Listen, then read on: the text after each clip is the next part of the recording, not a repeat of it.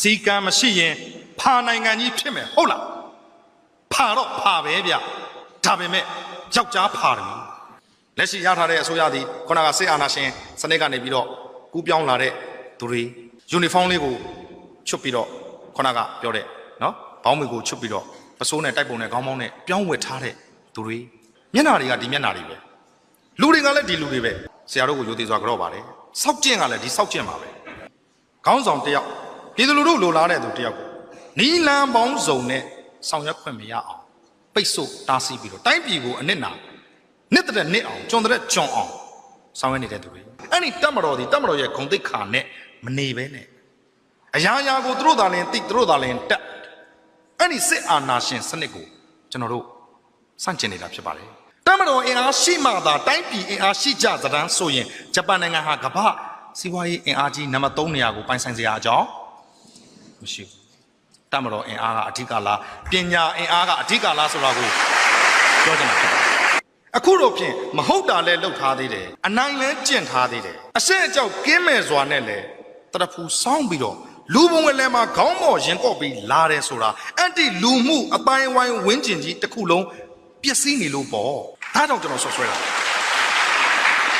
တခိုးကြီးတွေကိုတခိုးလေးတွေဖြစ်မဲ့သူကအားကြတဲ့နိုင်ငံဆိုရင်ကျွန်တော်တို့ရဲ့အနာဂတ်နိုင်ငံတော်ဟာဘလို့မှကြက်တည်မရှိတဲ့နိုင်ငံဖြစ်ပါလိမ့်မယ်တိုင်းပြည်ရဲ့ပညာရေးအသုံးစရိတ်3%မဖြစ်ပါဘူးတိုင်းပြည်ရဲ့ကျန်းမာရေးအသုံးစရိတ်3%မကျော်ပါဘူးတိုင်းပြည်ရဲ့ကာကွယ်ရေးစရိတ်59%ပါတိုင်းပြည်တစ်ပြည်မှာအဲ့ဒီပြည်သူလူထုကိုကြောက်ရွံ့တုန်လှုပ်နေအောင်လုပ်ထားလိုက်ပါနှစ်20လောက်သားလေးအုပ်ချုပ်လို့ရပါတယ်ကျွန်တော်တို့ကြောက်ခဲ့ပြီတုန်လှုပ်ခဲ့ပြီနှစ်20လည်းမကတော့အဲ့ဒီကြောက်ရွံ့တုန်လှုပ်နေတဲ့ပြည်သူလူထုစာမဖတ်အောင်စာမတက်အောင်ထပ်ပြီးတော့ဆောင်ရွက်လိုက်ပါနှစ်40လောက်အုပ်ချုပ်လို့ရပါတယ်နှစ်40ကျော်ခဲ့ပြီအဲ့ဒီကြောက်ရွံ့တုန်လှုပ်နေတဲ့စာမဖတ်တဲ့စာမတက်တဲ့ပြည်သူလူထုကြီးကိုတစ်သက်လုံးအုပ်ချုပ်ခြင်းနဲ့ဆိုရင်တော့သူတို့ရဲ့အကျင့်စာရိတ္တတွေအားလုံးကိုဖျက်ဆီးပစ်လိုက်ပါပြီးခဲ့တဲ့2လလောက်ကကျွန်တော်မူဆယ်ကနေပြန်လာတဲ့အခါကျတော့မူဆယ်စာကြည့်တိုက်ရဲ့ရှေ့မှာစာကြည့်တဲ့မှုကရှင်းပြပါတယ်ဒီလမ်းလေးမကောင်းဘူးဆရာဟုတ်ကဲ့အဲ့ဒီလမ်းမကောင်းတဲ့အတွက်စာကြည့်တိုက်ရဲ့နောက်ကနေပြီးတော့ပတ်ပြီးတော့တွားရတယ်15မိနစ်လောက်ကြာတယ်တကယ်လို့ဒီလမ်းလေးသာကောင်းသွားမယ်ဆိုရင်5မိနစ်နဲ့ဟိုဘက်ရက်ကွက်နဲ့ဒီဘက်ရက်ကွက်ကိုဖြတ်လို့ရတယ်တဲ့အဲ့ဒီအတွက်ကျွန်တော်တို့ဒီလမ်းကိုခင်းလိုက်ပါတယ်ဆရာ350လောက်ကုန်ပါတယ်ဟုတ်ပြီကွန်ကရစ်လမ်းကိုလည်းတွေ့နေရပြီ15မိနစ်လောက်သွားရမယ်လမ်းကို5မိနစ်လောက်နဲ့ရောက်မယ်လမ်းကလည်းကောင်းသွားပြီကောင်းတာပေါ့ဒါပေမဲ့ပြဿနာကဘာလဲဆိုတော့အဲ့ဒီလမ်းကိုဖွင့်မဲ့နေ့ဟိုဘက်ရက်ကွက်ဒီဘက်ရက်ကွက်သူရက်ကွက်သားတွေစပြီးဖြတ်သန်းမဲ့နေ့မှာရက်ကွက်ထဲကစိတ်မနှံ့တဲ့လူတယောက်ကအုံနေခဲနဲ့ဝက်လုံးနဲ့လမ်းထိပ်ကနေစီးပြီးတော့တားလိုက်ပါတယ်ဆရာအဲ့ဒီနေရာကနေတနေကုန်អော်ပါတယ်မိုက်တဲ့ကောင်ကြော်စမ်းတတိရှိတဲ့ကောင်ကြော်စမ်းကျွန်တော်ပြောတာမိုက်တဲ့ကောင်ကြော်စမ်းတတိရှိတဲ့ကောင်ကြော်စမ်းလို့ပြောတာပါမိုက်တဲ့ကောင်ကြော်စမ်းလို့ပြောတာမဟုတ်ပါဘူး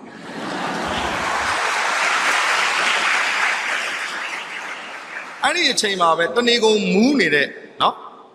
ကိုကြော်စမ်းနဲ့တွေ့မှာမူဆယ်က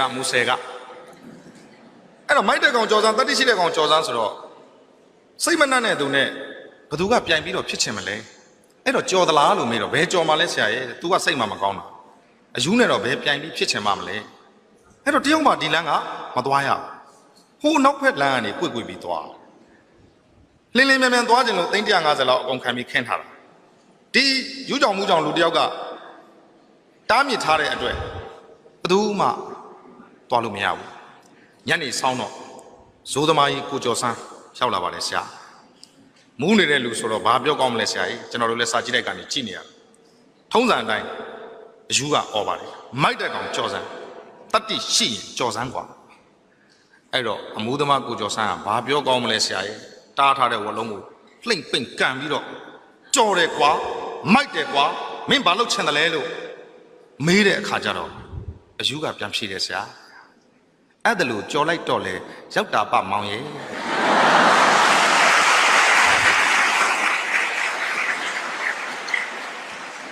တနေကုန်ဘသူမှမဖြတ်တဲ့လမ်းကိုအမှုသမားကိုကျော်စန်းလာမှပဲပွဲပြတ်တော့မိုက်တယ်ကွာကြော်တယ်ကွာမင်းဘာလုပ်ချင်တယ်လဲလို့မေးတော့ဘာမှမလုပ်ချင်ပါဘူးတဲ့အဲ့ဒါလို့ကြော်လိုက်တော့လေရောက်သွားတာပေါ့ကိုကျော်စန်းရဲ့တဲ့ အဲ့တော့ကျောင်းသူကျောင်းသားတွေကိုကျွန်တော်ကအကြံပြုချင်တာကလိုက်နာတဲ့စီမင်းစည်းကမ်းတွေကိုတော့ကျွန်တော်တို့လိုက်နာဖို့လိုပါတယ်ကြော်ရလွှားရမယ့်ကိစ္စတွေဆိုရင်လည်းကျွန်တော်တို့ခုနကကြော်ဖို့လွှားဖို့လိုပါတယ်အခုကျွန်တော်တို့ကျောင်းသားသမဂ္ဂနဲ့ပတ်သက်ပြီးတော့ပြောကြဆိုကြတာတွေရှိပါတယ်ရမဲသိန်းကနေစပြီးတော့သတင်းကြပါတယ်ကျောင်းသားသမဂ္ဂဖွဲ့စည်းခွင့်မပြုဘူးနိုင်ငံရေးနဲ့ပတ်သက်ရင်အစရှိသဖြင့်ပြည်ဒဏ်တွေပြစ်မှုတွေပြောပါတယ်အဲ့တော့ကျွန်တော်စဉ်းစားမိတာဘာလဲဆိုတော့ online ပေါ်မှာလည်းရေးကြပါတယ်တက္ကသိုလ်ကျောင်းသူကျောင်းသားတွေကိုသမဂ္ဂဖွဲ့စည်းခွင့်မပြုဘူးဆိုတာနိုင်ငံရေးနဲ့ပတ်သက်ခွင့်မပြုဘူးဆိုတာဟာတဲ့နောက်တစ်ချိန်မှာဖြစ်လာမဲ့တိုင်းပြည်ခေါင်းဆောင်တွေဟာပညာတတ်เสียမလိုဘူးလို့ပြောတာ ਨੇ အတူတူပဲ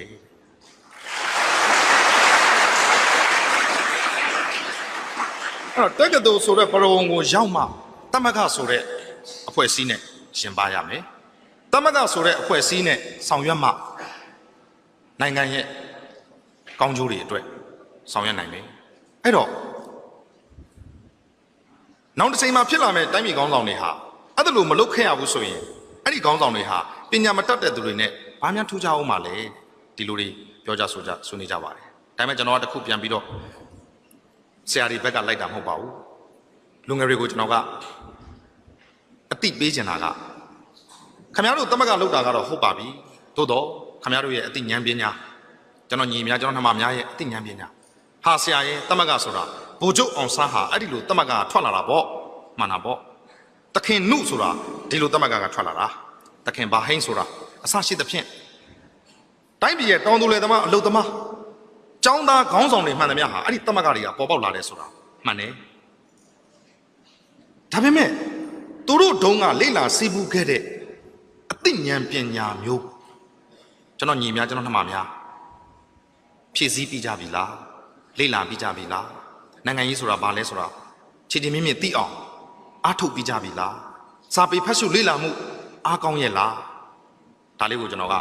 တတိတစ်ခုအနေနဲ့ပေးချင်တာဖြစ်ပါတယ်အဲ့တော့ကျွန်တော်ညီများကျွန်တော်နှမများနဲ့တွေ့တဲ့အခါမှာထုံးစံတိုင်းပေါ့တက္ကသိုလ်ကျောင်းသားဘဝကျွန်တော်တို့လည်းဖြတ်တန်းခဲ့တော့ဆရာဆရာမတွေကလည်းတိုင်ပါတယ်ဆရာကျူလိုရီရေမှန်မှန်မလုပ်ဘူးဆရာမဖြေဘူးဆရာစာလည်းကောင်းကောင်းမလုပ်ဘူးဆရာအဲ့တော့သူတို့လေးတွေဒီဘက်မှာအာယုံရောက်ပြီးတော့ကျောင်းစာတွေမှာလက်ဟင်းလာကြတော့ကျွန်တော်တို့ကျမတို့ကကိုသားသမီးချင်းကိုချင်းစာပြီးတော့မဖြစ်စေချင်ဘူးဒါလေးကိုလည်းသတိချက်ဖို့လိုပါတယ်အဲ့တော့ဒီလိုနီးပညာတက္ကသိုလ်ကျောင်းသူကျောင်းသားတွေဟာအချိန်တန်ရင်တိုင်းပြည်ရဲ့တည်ဆောက်မှုလုပ်ငန်းတွေမှာဂုဏ်သိက္ခာရှိစွာတာဝန်ယူပြီးတော့ဆောင်ရွက်ရမယ့်လူတွေဖြစ်ပါတယ်အဲ့တော့ရှေ့ကလူတွေပေါ့ရှေ့ကလူတွေဆိုတဲ့အထက်မှာဆရာမောင်စင်ဝင်းပတိကုန်းတို့လည်းပါတာပေါ့ဘာဖြစ်လို့လဲဆိုတော့ तू ကအင်ဂျင်နီယာကိုအဲ့ဒါလို့ဆရာမောင်စင်ဝင်းတို့လိုလူကြီးတွေနော် तू မရှိတော့အတင်းပြောရမှာအဲ့လိုလူကြီးတွေမကောင်းလို့အခုရန်ကုန်မန္တလေးအဝေးပြေးလမ်းမကြီးကကျွန်တော်တို့တရဏဂုံတင်ပြီးလာခဲ့ရတာဖြစ်ပါတယ်တော်ကြမှောက်ပြန်ပြီတော်ကြတိုက်ပြန်ပြီတော်ကြပဲအဆောက်အဦကပြိုကျပြန်ပြီအဆရှိသဖြင့်အဲ့တော့အင်ဂျင်နီယာဆိုတဲ့နေရာမှာတကယ်ကိုတက်သိနားလဲတဲ့သူတွေသိက္ခာရှိတဲ့သူတွေအများအကျိုးအတွက်ကိုကျိုးဆွနိုင်တဲ့တကယ်ကိုပညာရှင်ဆန်တဲ့ပုဂ္ဂိုလ်တွေပေါ်ထွက်ရမယ်ကျောင်းတော်ကြီးဖြစ်ပါတယ်ဒါကြောင့်မလို့ဂုဏ်သိက္ခာနဲ့ပတ်သက်ရင်အလေးထားဖို့ကိုသင်နေတဲ့ပညာကိုဖြစ်နိုင်သမျှတက်ဆွမ်းသမျှလေ့လာသင်ယူဖို့အကြံပြုလိုပါတယ်ဆရာကမသိဘဲနဲ့ပြောနေတာကျွန်တော်အကြောင်းမှမပြည့်စုံဘူးဆရာရဲ့ကျွန်တော်တို့တက္ကသိုလ်ကျောင်းသားဘဝတုန်းကလည်းမပြည့်စုံခဲ့ပါဘူးမိုက်ခရိုစကုပ်လုံလောက်ရှိမှစေပညာကိုသင်ရမယ်ကျွန်တော်တို့ကျောင်းသားတွေဟာဒီမိုက်ခရိုစကုပ်လေးတစ်လုံးကိုပဲလှည့်ပတ်ပြီးတော့ကြည့်ရရှုရလောက်ရခိုင်းရအဲ့တော့အခုကျွန်တော်တို့ကိုယ်ပိုင်စေကနေဖွင့်တဲ့အခါကျတော့မိုက်ခရိုစကုပ်ဝယ်မယ်ဆိုတော့ထောက်ခံချက်မပါရင်ဝယ်လို့မရပြုလို့မရဘာမှမဆိုင်တဲ့လက်တွေ့ကြည့်ရှုလေ့လာရမယ်မိုက်ခရိုစကုပ်ကိုကြည့်ခွင့်မရဘဲနဲ့ကျွန်တော်တို့ practical မှာဘာတွေလုပ်ရသလဲအဲ့ဒီမိုက်ခရိုစကုပ်ပုံကြီးကိုထိုင်ဆွဲရအောင်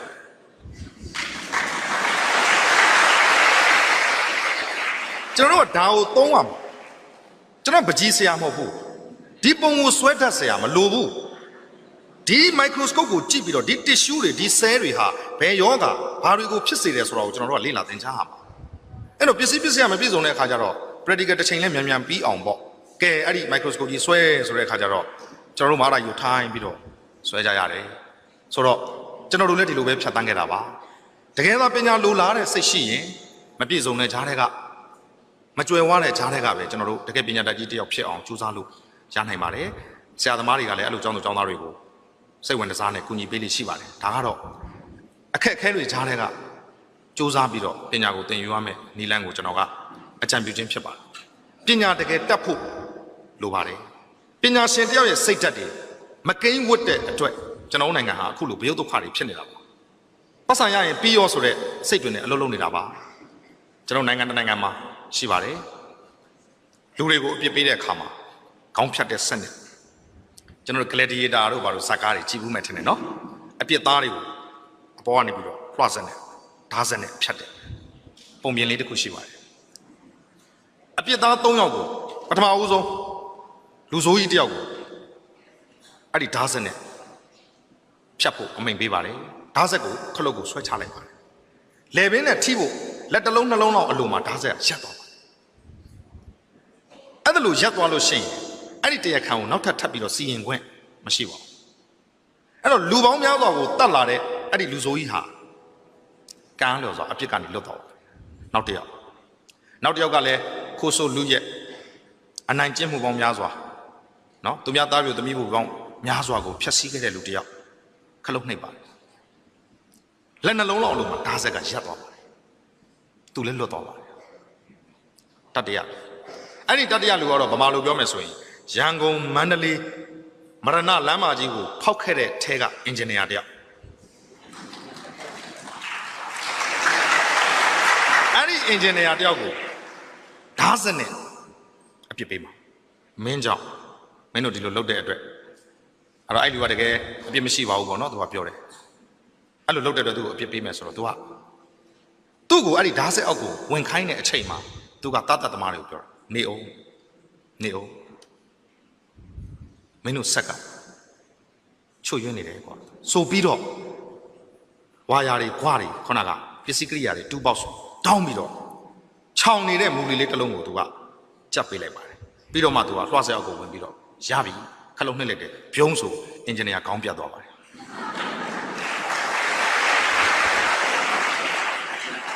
ပြောချင်တာကဘာလဲဆိုရင်ပညာရှင်စံတဲ့စိတ်ဓာတ်ဟာဒီအင်ဂျင်နီယာတကယ်အင်ဂျင်နီယာအစစ်တော့ပညာရှင်ဒီဓာတ်ဆက်ဟာလက်နှလုံးအလိုမှာရက်သွားတာဒီမူလီတစ်လုံးချောင်းနေလို့သူအင်ဂျင်နီယာဆိုတော့သူကသိတယ်သူပညာရှင်ပိသားတဲ့စိတ်တကယ်အင်ဂျင်နီယာစစ်စစ်ကြီးဆိုတော့အသာလေးနေလိုက်ရင်သူလည်းလက်နှလုံးအလိုမှာရက်မယ်သူလည်းလွတ်မယ်ဒါပေမဲ့ပညာရှင်ပိသားတဲ့စိတ်ရှိတဲ့လူဆိုတော့နေအောင်ကိုဖြတ်မဲ့ဓာတ်ဆက်အောက်ကိုတောင်မှကိုလေပင်ကိုတိကနေဖြတ်မဲ့ဓာတ်ဆက်ကိုတောင်ရဲရင်ဆိုင်ရဲတဲ့သူ professional ဆန်တဲ့သူကျွန်တော်ပြောချင်တာဒီကျွန်တော်တို့တိုင်းပြည်ကျွန်တော်တို့နိုင်ငံမှာအဲ့ဒါလို့ပညာရှင်စိတ်ဓာတ်ရှိတဲ့သူတွေများမှတိုင်းပြည်ကဖွံ့ဖြိုးတိုးတက်မှာပါအခုတော့ပြင်လူတွေတယောက်ပြီးတယောက်ယာထုတွေတစ်ခုပြီးတစ်ခုယူကြဘာတာဝန်မှမယူသလိုဘာတာဝန်မှမခံပါဘူးကြိုက်တဲ့လူကြီးကိုကြည့်လိုက်ပါဘာတာဝန်မှတိတိပပမယူသလိုဘယ်တာဝန်ကိုမှလည်းခေါင်းခံပြီးမလုပ်ပါကိုရီးယားမှာလွန်ခဲ့တဲ့2 လလောက်ကတောင်ကိုရီးယားမှာတင်မော်ဒဇင်နဲ့ပါတယ်အထက်တန်းကျောင်းသား450ပါတယ်တင်မော်နေ့ချင်းမှာပဲကျောင်းသား200ကျော်လောက်မြုပ်သွားပြီကျန်တဲ့ကျောင်းသားတွေ100ကျော်လောက်ကျန်မယ်ပျောက်တာ100ကျော်လောက်ရှိတယ်အဲ့ဒီတင်မော်နဲ့အတူပါလာတဲ့သူကဒုတိယကျောင်းအုပ်ကြီးကျွန်တော်ရှိမှရှိတဲ့ဆရာများလို့ပေါ့နော်ပါတော့သူကမသိဘူးကျွန်းတကျွန်းမှာသူကလွတ်မြောက်နေတယ်အဲ့ဒီအချိန်မှာသူကသူ့ရဲ့ကျောင်းသူကျောင်းသားတွေဟာအထက်တန်းကျောင်းသူကျောင်းသားတွေဟာအဲ့ဒါလိုနင်းမြုပ်သွားပြီဆိုတာကိုသိတဲ့အချိန်မှာပဲတည်တန်းစာတစ်စောင်ရေးပါတယ်ဒုတိယကျောင်းအုပ်တယောက်အနေနဲ့သူ့မှာအင်မတန်တာဝန်ရှိပါတယ်အဲ့ဒီတာဝန်ကိုသူဟာကြေပွန်အောင်မဆောင်ရွက်နိုင်ခဲ့ဘူးဒါကြောင့်မလို့အသက်ရာပေါင်းများစွာဟာသူ့ရဲ့တပည့်သားမြေးတွေဟာဆုံးရှုံးခဲ့ရတယ်သူဟာလောကကြီးမှာဆက်လက်ပြီးတော့အသက်ရှင်တန်ဖို့ရာမထိုက်တန်ပါဘူးဆိုပြီးကိုစ조사ချပြီးအဆုံးစီရင်သွားပါတယ်တာဝန်ယူလိုတဲ့စိတ်တာဝန်ခံတဲ့စိတ်သူတာဝန်ယူရမယ့်ကျောင်းသား200ကျော်ကတေဆုံးသွားပြီသူကတော့အသက်ရှင်နေတယ်ဒီအဖြစ်ပြက်ကိုသူမခံစားနိုင်ဘူးလူကြီးတစ်ယောက်အနေနဲ့သူ့မှာတာဝန်ရှိတယ်သူ့ကိုခွင့်လွှတ်ကြပါဒီတာဝန်ကိုမကြည်ခဲ့တဲ့ဒုတိယကျောင်းအုပ်အနေနဲ့သူ့ကိုခွင့်လွှတ်ကြပါဆိုပြီးတော့ကိုဆုံးစီရင်သွားပါတယ် အဲ့ဒီသင်္ဘောနစ်တာကိုသိတဲ့အချိန်မှာပဲတောင်ကိုရီးယားဝန်ကြီးချုပ်မကွေးတိုင်းဒေသကြီးဝန်ကြီးချုပ် AR တိုင်းဒေသကြီးဝန်ကြီးချုပ်ဆိုတာဒါပြည်နယ်တိုင်း15ခု15ယောက်လောက်ရှိမယ်ဟိုမှာတောင်ကိုရီးယားတနိုင်ငံလုံးရဲ့ဝန်ကြီးချုပ်အရင်တော့ကျွန်တော်နိုင်ငံမှာစစ်တပ်အာဏာရှိတုန်းကဆိုရင်နော်ဗာလဲနိုင်ငံတော်အတွင်းမှုတစ်ဗိုလ်ချုပ်ခင်ညွန့်တို့ယာရီလိုမျိုးပေါ့အဲ့ဒီနိုင်ငံတော်ဝန်ကြီးချုပ်တီ TV ကနေပြီးတော့သတင်းဖွင့်ပါတယ်နိုင်ငံသူနိုင်ငံသားအားလုံးကိုယိုကျိုးစွာတောင်းပန်အပ်ပါတယ်ကျောင်းသား450ပါတဲ့တင်မောနင်းမြုံမှုမှာသူဟာဝန်ကြီးချုပ်တယောက်အနေနဲ့ဘာတာဝန်မှမယူပေးနိုင်ခဲ့ဘူးအဲ့သတင်းကိုနားထောင်နေနေကျွန်တော်တွေးမိတယ်ဩတောင်ကိုရီးယားဝန်ကြီးချုပ်နဲ့ဗမာစိတ်ကလေးများနည်းနည်းမွေးပါရောသူကသူတင်မောနစ်တာကိုနဲ့ဘာဆိုင်တော့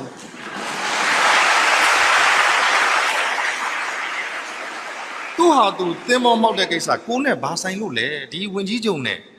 သူ့မှာတာဝန်ရှိပါတယ်တာဝန်မကင်းပါဘူးနိုင်ငံတော်ဝန်ကြီးချုပ်တယောက်အနေနဲ့သူအင်မတန်ရှက်ရွံ့တုန်လုံးမိပါတယ်ဆိုပြီးသမရအမျိုးသမီးသမရနှုတ်ထွက်ခွင့်ပြုပါအမျိုးသမီးသမရလည်းကောင်းလေးဆက်ပြီးနှုတ်ထွက်ခွင့်ပြုတယ်ထွက်သွားရှက်ဒီတာဝန်ကိုမကြေနိုင်တဲ့အတွက်ရှက်အဲ့ဒီအချိန်မှာပဲနိုင်ငံတော်သမရဖြစ်တဲ့အမျိုးသမီးသမရကပြောပါတယ်မင်းကုန်းပြောပါတယ်မျက်ရည်လေးဆန်းဆန်းဆန်းဆန်းနဲ့မျက်ရည်လေးတွေချသမရတယောက်အနေနဲ့သူ့မှာအင်မတန်တာဝန်ကြီးမားပါတယ်ကမ်းခြေဆောင်တပ်ဖွဲ့ကလည်းတာဝန်မကြီးဘူးအထနှေးတယ်မတွက်လက်ဘူးလုပ်ငန်းဆောင်ရွက်တာတွေဟာအင်မတန်နှိပ်ကွေးလေးလံတာကိုသူတွေ့ရတယ်ဒါကြောင့်အဲ့ဒီကမ်းခြေဆောင်တပ်ဖွဲ့ကိုအခုသူမိန်ကုန်းပြောနေတဲ့အချိန်ကနေစပြီးဖြတ်သိမ်းတဲ့အကြောင်းကမ်းခြေဆောင်တပ်ဖွဲ့ဆိုတာတကယ်တော့နိုင်ငံတကာနိုင်ငံရဲ့ဂုဏ်သိက္ခာကြီးမားတဲ့တပ်ဖွဲ့တစ်ဖွဲ့ပါသမရချက်ချင်းပဲဖြတ်သိမ်းတယ်ကမ်းခြေဆောင်တပ်ဖွဲ့ကလည်းမိန်ကိုနားခံတယ်ဖြတ်သိမ်းတယ်စိတ်ထဲကတော့စိတ်မကောင်းကြဘူးအဲ့တော့နိုင်ငံတော်သမရသည်ကွယ်လွန်သွားတဲ့ကျောင်းသူကျောင်းသားများနဲ့မိဘပြည်သူများအားလုံးဒီသတင်းကိုသိနေကြတဲ့တောင်ကိုရီးယားတနိုင်ငံလုံးကိုအနုအညွတ်တောင်းပန်အပ်ပါတယ်ကွယ်လွန်သွားတဲ့သိဆုံးသွားတဲ့ကျောင်းသူကျောင်းသားများနဲ့တကွမိဘများနဲ့တကွထပ်တူခံစားရတဲ့အကြောင်းမျက်ရည်လေးတွေပိုးပေါက်ကြပြီးတော့တနိုင်ငံလုံးကိုတောင်းပန်ပါတယ်ကျွန်တော်မျက်စိထဲမှာသွားမြင်ပါတယ်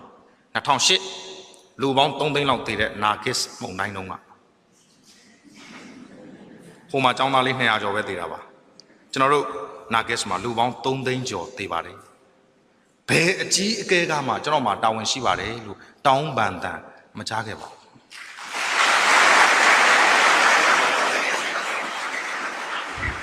အဲ့ဒါလို့မကြားခဲ့တဲ့အပြင်ဒီလူတွေကိုစားနာရိတ်ခါအတွက်ခုနကအစာရေးစားအတွက်လူမတန်းမဲ့လူကြတန်းကြမဲ့သူတွေကိုတောင်မှလမ်းကနေဖြတ်တားပြီးတော့ကိုစားကနာဖမ်းခံရတယ်ဒေါ်သားမြင့်အောင်စစ်စစ်အမေးမြန်းခံရတယ်ကိုကျော်သူတားဆီးခြင်းခံရတယ်လူမဲ့တန်းမဲ့လူတွေကိုတောင်အမျိုးစုံပိတ်ပင်တားဆီးသူတို့တာဝန်ယူသလားဆိုတော့လေသူတို့တာဝန်မယူနိုင်နိုင်ငံတကာကလာကူညီတဲ့ကိစ္စတွေကိုလည်းအလွယ်တကူဝင်ခွင့်မပြုအဲ့ဒီနောက်ပိုင်းမှာနိုင်ငံတကာလှူတဲ့တပတ်စာလောက်အာဟာရဖြစ်စေတဲ့ဆိုပါစို့ချောကလက်တစ်ခဲကိုစားလိုက်ရင်တနေ့ကုန်နေလို့ရတဲ့အာဟာရပြည့်စုံတဲ့ဟာတွေမိုးကရွက်ဖြင့်တဲတယ် saving box လို့ခေါ်တဲ့အသက်ကယ်တဲ့ပစ္စည်းတွေအိမ်အောင်စုတစုအတွက်တစ်လုံးနိုင်ငံတကာကနေအကူအညီပေးပါတယ်မြင့်ဝကျွန်းပေါ်မှာပေးတဲ့အဲ့ဒီ saving box တွေဟာမြန်မာနိုင်ငံကိုရောက်ပြီးတပတ်အကြာရှမ်းပြည်နယ်ဘက်မှာမှောင်ခိုဈေးကွက်ပေါ်ပါတယ်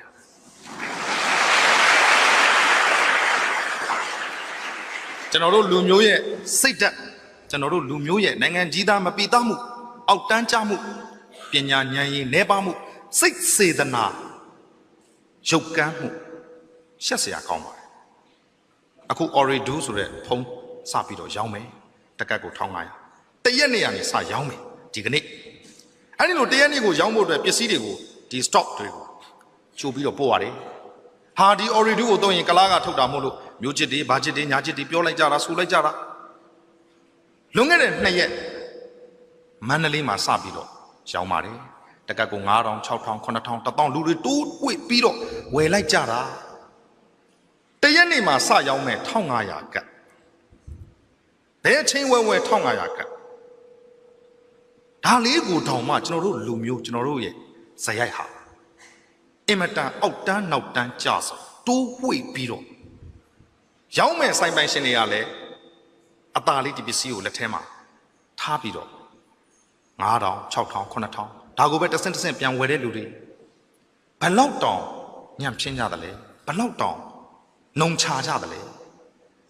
အချိန်တိုင်းရင်ကိုကိုရှစ်ခိုးဥတင်ရောင်းရမယ်ပစ္စည်းကိုတောင်မှခွေးတွေလိုနွားတွေလိုတရိတ်ဆန်တွေလိုတိုးဝှေ့ပြီးတော့ဝယ်ကြပြုတ်ကြလှုပ်ကြကင်ကြအင်မတန်ရှက်စရာကောင်းပါတယ်အဲ့တော့နိုင်ငံတကာကဘလောက်ပဲကောင်းမွန်မြင့်မြတ်တဲ့စနစ်စရာကြတဲ့အဖွဲ့အစည်းတွေဘလောက်ပဲလာဗမာနဲ့ပေါင်းမရင်တော့ဇက်ပြတ်သွားတာအမှန်ပါပဲ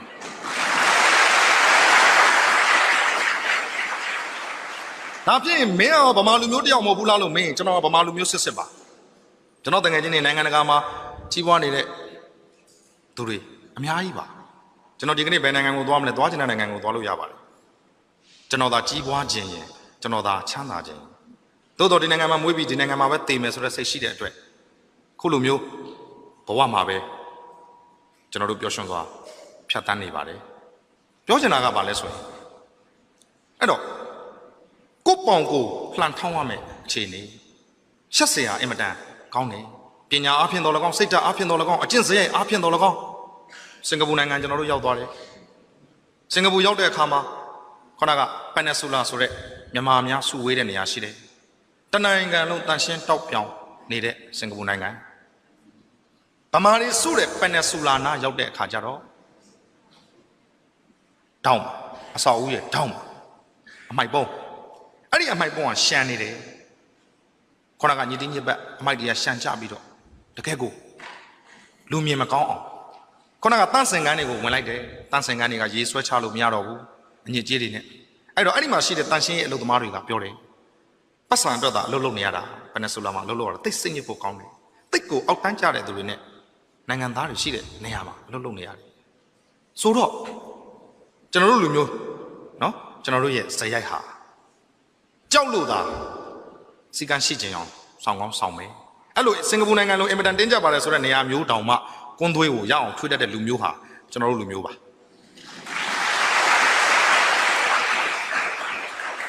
အဲ့တော့ကျောင်းသူကျောင်းသားတွေကိုပြောဖို့လာတာကခုနကအနာဂတ်နိုင်ငံတော်ဆိုတဲ့စာဖတ်ခြင်းနဲ့စာဖတ်စေခြင်းနဲ့စိတ်နဲ့ပြောဖို့လာတာပါနော်ကျွန်တော်တို့မြန်မာတွေဘယ်လောက်တောင်ညံဖြစ်နေကြောင်းပြောဖို့လာတာမဟုတ်ပါဘူးဆိုတော့တော်တာတွေလည်းအများကြီးပါသို့တော့အများစုကအခုချိန်မှာတိုင်းပြည်နိုင်ငံရေးနဲ့ဆိုင်တဲ့ကိစ္စရပ်အဝဝမှာကျွန်တော်တို့လူတူကြီးကျွန်တော်တို့စာပေသမားတွေပြောလို့ရှိတာပါလဲဆိုတော့ဒေါသထွက်နေတဲ့လူအုပ်ကြီး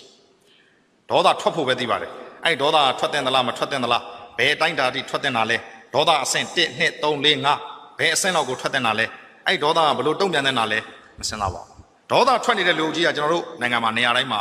အစင်းသင်းရှိနေပါတယ်မှန်ပေမဲ့ကျွန်တော်တို့လက်မခံချင်တဲ့စကားတစ်ခုရှိတယ်အဲ့ဒီစကားကဘာလဲဆိုတော့နိုင်ငံတစ်နိုင်ငံဟာတဲ့အဲ့ဒီပြည်သူလူထုနဲ့ထိုက်တန်တဲ့အစိုးရတရက်ကိုပဲပိုင်ဆိုင်ရလိမ့်ရှိတယ်မှန်တယ်ဒါပေမဲ့အဲ့ဒီစကားကိုကျွန်တော်တို့ကမကြိုက်ဘူးဟာနိုင်ငံတစ်နိုင်ငံဟာသူနဲ့ထိုက်တန်တဲ့အစိုးရတရက်ကိုပဲရတယ်ဆိုတော့မင်းတို့ကငါတို့ကိုဘာအခွင့်အရေးတွေများပေးထားလို့လဲဒီမိုကရေစီနီးလန်းတစ်ချက်လောက်ကင်ဆောင်ရွက်ခွင့်မင်းတို့ငါတို့ကိုဘာပေးထားလဲတသက်လုံးကြောက်အောင်လက်အောင်ဖိနှိပ်ပြီးတော့ဒီလိုနေရတဲ့ငါတို့ကိုမင်းတို့နဲ့တန်တဲ့အစိုးရပဲရတယ်ဆိုတော့လူဘာဝတဲ့စကားမျိုးမပြောပါနဲ့ကျွန်တော်တို့ကညင်းကျင်တယ်အဲ့တော့ကျွန်တော်တို့ကညင်းကျင်တယ်ပြန်ပြီးတော့တုံ့ပြန်ကျင်တယ်ဒါပေမဲ့ကိုယ့်ဘက်မှာရှိတဲ့လူအုပ်ကြီးဟာအဲ့ဒီစကားနဲ့လျော်ညီတဲ့လူအုပ်ကြီးဖြစ်နေပါတယ်ကရုံးမဆိုတဲ့မိန်းကလေးတယောက်ကမှုဝေးလိုက်တာမန္တလေးမှာလူ2ယောက်တည်သွားပြီခဏအချိန်ထိမာရှယ်လောရုပ်သိမ်းလို့မရသေးဘူးပြီးတော့အဲ့ဒီအမှုဟာ40ပြီးတော့တိုင်တာပါဘယ်မှာတိုင်တာလဲလို့မေးတော့နေပြီးတော့မှတိုင်တာဖြစ်တာဘာမှဖြစ်တာလဲမန္တလေးဒေါသထွက်နေတဲ့လူကြီးအသိဉာဏ်စဉ်းစားဆင်ခြင်ဉာဏ်ကင်းမဲ့နေတဲ့လူကြီးကျွန်တော်တို့ဘယ်လိုသွားကြမလဲဒီနိုင်ငံဒီလူမျိုးဒီစရိုက်နဲ့ဒီလိုပြည်သူလူထုအပေါ်မှာမျက်နှာမမူတဲ့အစိုးရတရက်နဲ့ကျွန်တော်တို့ဘယ်လိုဆောင်ရွက်ကြမလဲလက်ရှိရထားတဲ့အစိုးရသည်ခုနကစစ်အာဏာရှင်စနစ်ကနေပြီးတော့ကူးပြောင်းလာတဲ့သူတွေယူနီဖောင်းလေးကိုချွတ်ပြီးတော့ခုနကပြောတဲ့နော်ဘောင်းမီကိုချွတ်ပြီးတော့ပစိုးနဲ့တိုက်ပုံနဲ့ခေါင်းပေါင်းနဲ့ပြောင်းဝတ်ထားတဲ့သူတွေမကွေးတိုင်းတိုင်းမှုဟာဒီလိုပြောင်းလိုက်တဲ့အခါမှာမကွေးတိုင်းဒေသကြီးဝန်ကြီးချုပ်ဖြစ်လာတယ်။ AR တိုင်းတိုင်းမှုဟာ AR တိုင်းဒေသကြီးဝန်ကြီးချုပ်ဖြစ်လာတယ်။မျက်နှာတွေကဒီမျက်နှာတွေပဲ။လူတွေကလည်းဒီလူတွေပဲ။ ဆရာတို့ကိုယိုသေးစွာကြော့ပါတယ်စောက်ကျင့်ကလည်းဒီစောက်ကျင့်ပါပဲ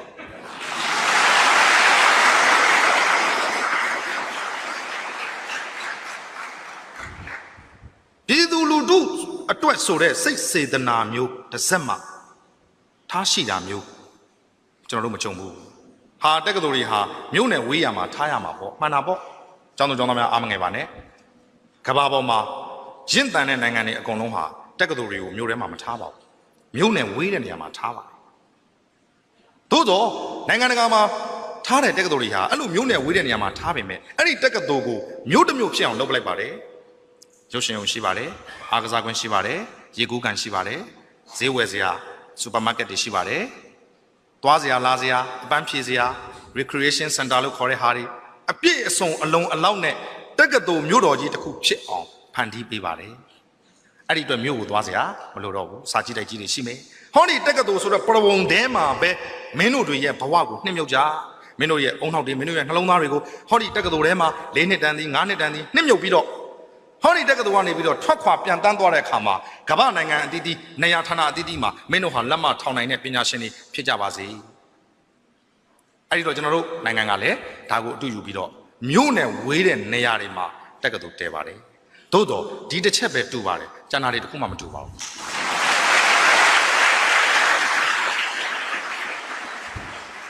အဲ့တော့ဝေးတယ်ဆိုတဲ့တစ်ချက်ပဲတူတယ်ကျောင်းဝင်တဲ့လမ်းလေးတောင်မှနော်ကျောင်းရဲ့တိုင်လုံးကြီးတွေကိုအားနာစရာကောင်းပါမြင်မကောင်းရှုမကောင်း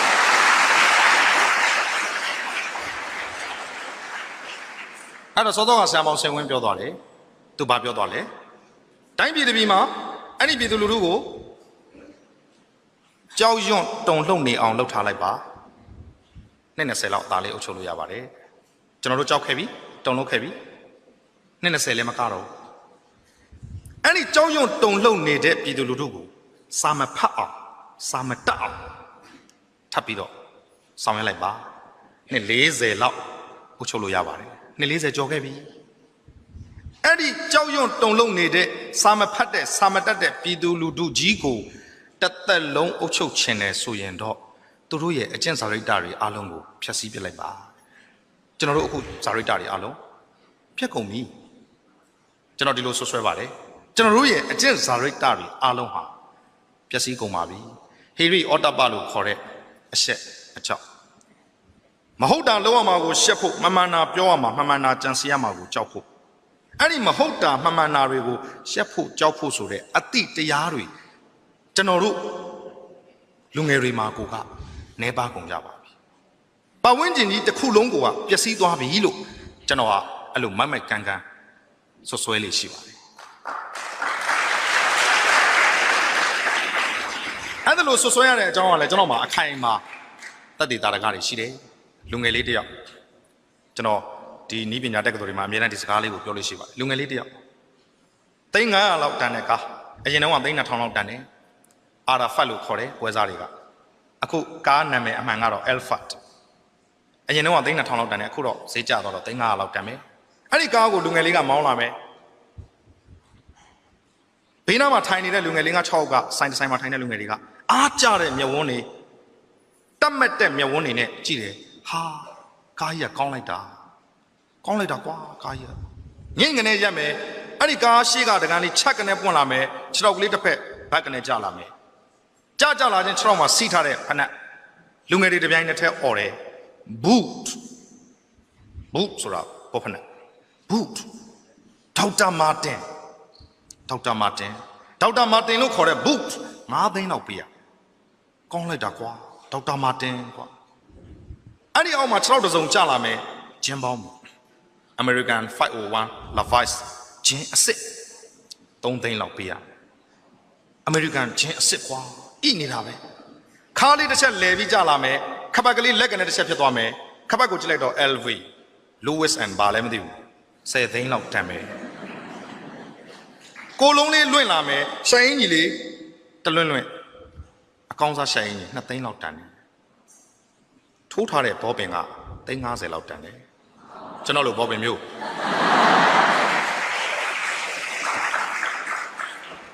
ခေါင်းလေးတစ်ချက်ဆက်လိုက်တဲ့အခါမှာနားလေးကလက်ကနေဖြစ်သွားတယ်စိတ်နှကယောက်ျားမှန်ရင်ငကပ်ပန်နဲ့ခက်ဆိုတော့ စိတ်ငကသိန်း400လောက်တတ်မယ်လက်မှာပတ်ထားတဲ့နာကြီးသိန်းရာကနန်းတတ်ထားတဲ့နေကမျက်မှန်သိန်း20 30လူငယ်တွေဟာမျက်လုံးအဟောင်းသားနဲ့ဟာဆိုပြီးတော့ထို့သဖြင့်မိန်းကလေးတွေရဲ့မျက်လုံးတွေကပုတ်ပြီးအယောင်တောက်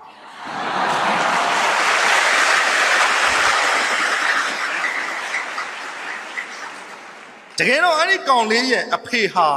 ညွန်ကြားရေးမှုအဆင့်လောက်ပဲရှိတဲ့အရာထမ်းဝန်တန်းတယောက်သူ့လာစာဟာ9သိန်းမကျော်သူ့အမေဟာဆရာမတယောက်သူ့လာစာဟာ2သိန်းမကျော်9သိန်းမကျော်တဲ့ဖအေနဲ့2သိန်းမကျော်တဲ့မအေကပေါက်ဖွာလာတဲ့ဒီကလေးဟာသိန်း2000တန်လောက်စင်ရင်မှုမျိုးနဲ့နှစ်ပြားမတန်တဲ့မိသားစုကဆင်းသက်လာတယ်လို့ဘယ်လူငယ်မှမကြည့်ရဘူး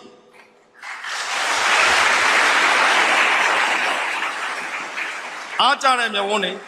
ကျဉ်တ်တဲ့မျက်ဝန်းတွေသဘောကျတဲ့ခြေနေတွေငါ့ဟိုသာလာပြီးစလို့တော့ငါတော့ okay ပဲ ready ပဲဆိုတဲ့ဟာမျိုးတွေလင်မယား2ယောက်ပေါင်းလို့မှ10သိန်းမပြည့်တဲ့ဝင်ငွေနဲ့ကလေး1ယောက်ကိုသိန်း2000တန်လောက်စင်ပေးထားနိုင်တယ်ဆိုတာဒီတိုင်းပြည်ရမှာမခိုးရင်အဲ့ဒီမိသားစုဘယ်ကခိုးမလဲ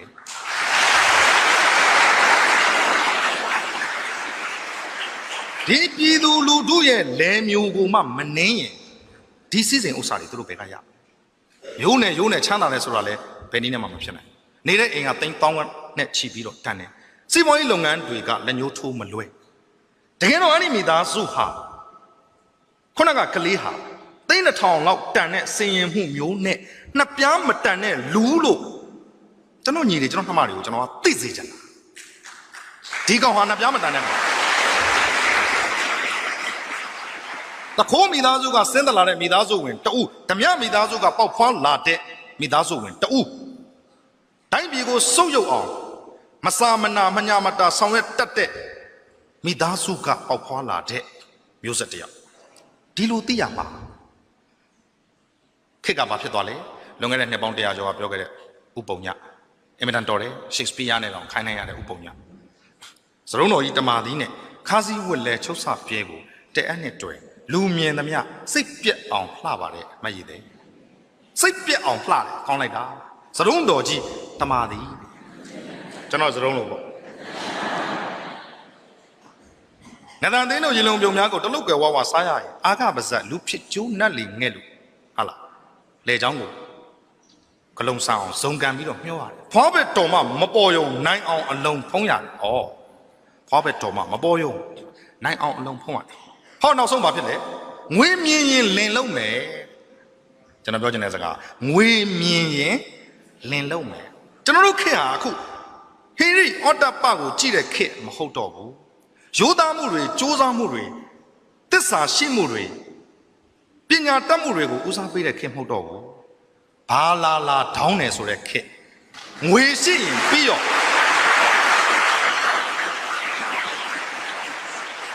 အဲ့တော့လူငယ်တွေရဲ့စိတ်ထဲမှာငွေမြင်ရင်လင်လုံးမယ်ဆိုတဲ့ဥပုံညာရဲ့စကား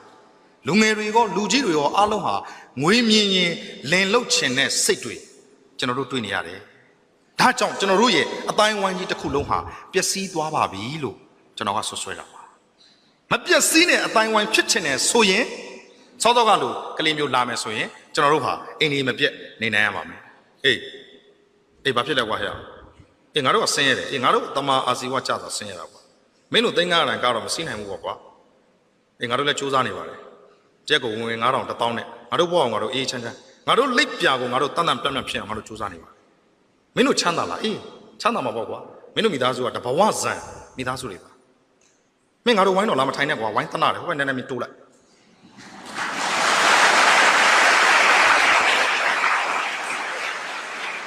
တကယ်သာပတ်ဝန်းကျင်အတိုင်းဝိုင်းကကောင်းတယ်ဆိုရင်အဲ့လိုပြတ်ပြတ်သားသားဖြစ်ရပါလိမ့်တခိုးရှင်ရွှေရတပြားပြလုံးမဲ့သူတွေဟာသူတို့ပြကျင်တဲ့ရွှေကိုမျက်နှာချိုသွေးပြီးပြဖို့လိုပါတယ်အခုတော့ဖြင့်မဟုတ်တာလဲလှုပ်ထားသေးတယ်အနိုင်လဲကျင့်ထားသေးတယ်အရှက်အကြောက်ကင်းမဲ့စွာနဲ့လဲတရဖူစောင်းပြီးတော့လူပုံဝဲလဲမှာခေါင်းမော်ရင်ကော့ပြီးလာတယ်ဆိုတာအန်တီလူမှုအပိုင်းဝိုင်းဝင်းကျင်ကြီးတစ်ခုလုံးပျက်စီးနေလို့ပေါ့ဒါကြောင့်ကျွန်တော်ဆွဆွဲတာ တော့ကျွန်တော်တို့ဖြစ်စေချင်တာဒီလူငယ်တွေကိုအကျင့်သိက္ခာအဖြစ်စောစောကကိုယ့်ကိုဖြတ်မဲ့ဓာတ်ဆက်ကိုအင်ဂျင်နီယာတယောက်ရဲ့သစ္စာပညာရှင်တယောက်ရဲ့သစ္စာနဲ့သိခြင်းသိပါစေပညာတတ်အင်ဂျင်နီယာတယောက်ဆိုတဲ့ professional ကိုမစွန့်လွတ်နိုင်ဘူးဆိုပြီးတော့ကိုယ့်ကိုဖြတ်မဲ့ဓာတ်ဆက်ကိုမူလီတစ်လုံးကြက်ပေးတဲ့အင်ဂျင်နီယာလိုမျိုးအဲ့လိုစိတ်မျိုးကျွန်တော်တို့ကထားစေချင်တာခင်ဗျားတို့ထဲကဝင်ကြီးတွေမဖြစ်ဘူးလို့ဘယ်ပြောနိုင်မှာလဲခင်ဗျားတို့ကရှေ့ကခိုးသွားတဲ့လူတွေကိုအားကြနေနေအောင်ပေါ့ကွာနေနေအောင်ပေါ့တခိုးကြီးတွေကိုတခိုးလေးတွေဖြစ်မဲ့သူကအားကြတဲ့နိုင်ငံဆိုရင်ကျွန်တော်တို့ရဲ့အနာဂတ်နိုင်ငံတော်ဟာဘလို့မှကြက်တည်မရှိတဲ့နိုင်ငံဖြစ်ပါလိမ့်မယ်ကျွန်တော်ဟာကြော်ညာတဲ့ကလို့ပြောရင်ကျွန်တော်ဆရာဝန်တယောက်ပါဆရာတို့ကမတောင်းဆိုပါဘူးဟောပြောဖို့ပဲဆရာတို့ကတောင်းဆိုထားတာပါဒါပေမဲ့ကျွန်တော်စေတနာအရပေါ့အချိန်လဲရမယ်ဆိုရင်ကျောင်းသူကျောင်းသားအားလုံးရဲ့ကျန်းမာရေးကိုချိန်ရသွေးစစ်စစ်ပေးသွားခြင်းပါတယ်တခုပဲရှိပါတယ်ကျွန်တော်ကတိရစ္ဆာန်ဆေးကုဆရာဝန်ပါ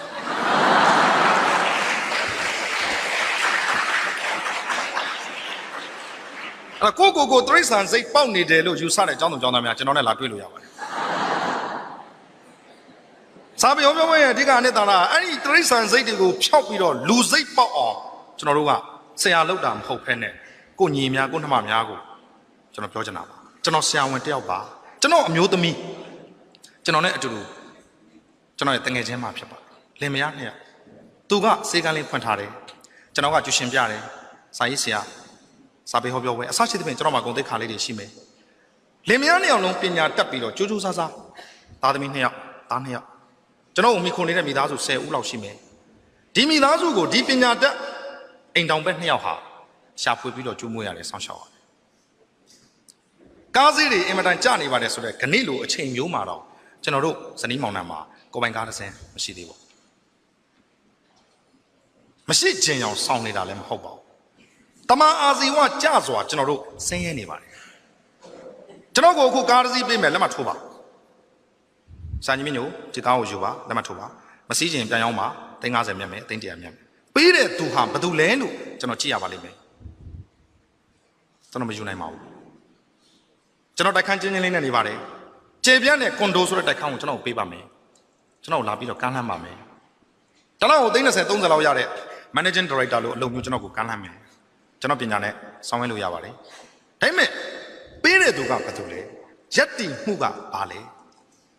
ကျွန်တော်တို့ဟာတမာအာဇီဝကြစွာဆင်းရဲတာကိုမမှုပဲနဲ့အန်ခဲပြီးတော့အန်ကျစ်ပြီးတော့ဘဝကိုလိပ်ပြလုံစွာလိပ်ပြတန့်စွာဖြတ်တန်းနေတဲ့သူတွေဖြစ်ပါတယ်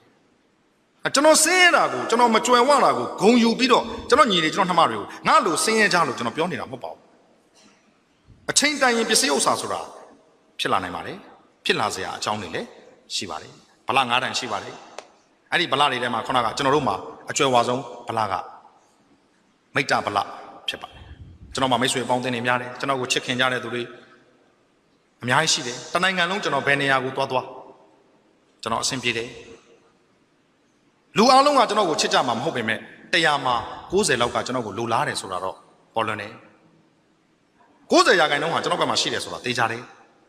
ပြည်သူလူထုရဲ့စိတ်ခံစားချက်ကိုသိအောင်စူးစမ်းပြီးတော့ပြည်သူလူထုနဲ့အတူ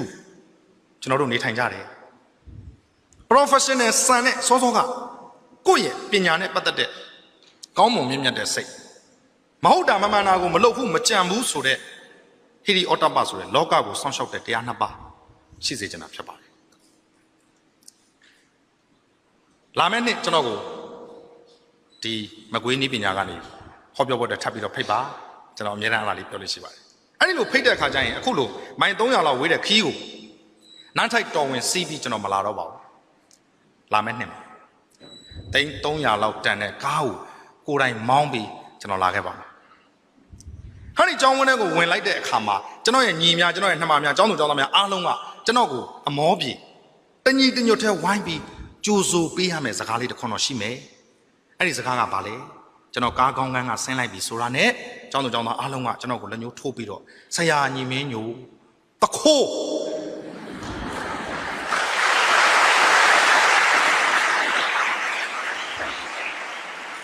ကပြောသွားတဲ့ဆရာရဲ့စကားအရာတစ်နှစ်တာအတွင်းမှာ300လောက်ဝင်လောက်တဲ့လုပ်ငန်းဆရာမှာတစ်ခုမှမရှိဘူးကျွန်တော်တို့သိတယ်ကျမတို့သိတယ်ကျွန်တော်ပြောချင်တာကတစ်နှစ်အတွင်းမှာ300လောက်စုမိအောင်ကျွန်တော်မှာဘာလုပ်ငန်းမှမရှိဘူးထီပေါက်ရအောင်ကလည်းကျွန်တော်ကထီမထိုးမိဘအမွေနဲ့ရအောင်ကလည်းတူရီကြံရစ်ခဲ့တဲ့မိုးဆိုးမမိခင်ကြီးကဒေါင်းမီကျမ်းပါစေအဲ့တော့ထီလည်းမပေါက်ဘူးမိဘအမွေလည်းမရဘူးဆိုရင်တစ်နှစ်အတွင်းမှာကျွန်တော်က300ဘယ်နည်းနဲ့မှစုမိစရာအကြောင်းမရှိဘူးဘာဖြစ်လို့လဲဆိုတော့ကျွန်တော်မှာဘာလုပ်ငန်းမှမရှိဘူးတိုင်းပြည်နိုင်ငံကိုအုပ်ချုပ်မင်းလုပ်နေတဲ့ပုံကူများလွတ်တော်မှာအဆိုတစ်ခုတင်သွင်းတယ်ပိုင်ဆိုင်မှုတွေကိုပြည်သူလူထုကိုချပြဖို့ထောက်ခံသူမရှိကန့်ကွက်မဲအပြည့်နဲ့ရှုံးပါတယ်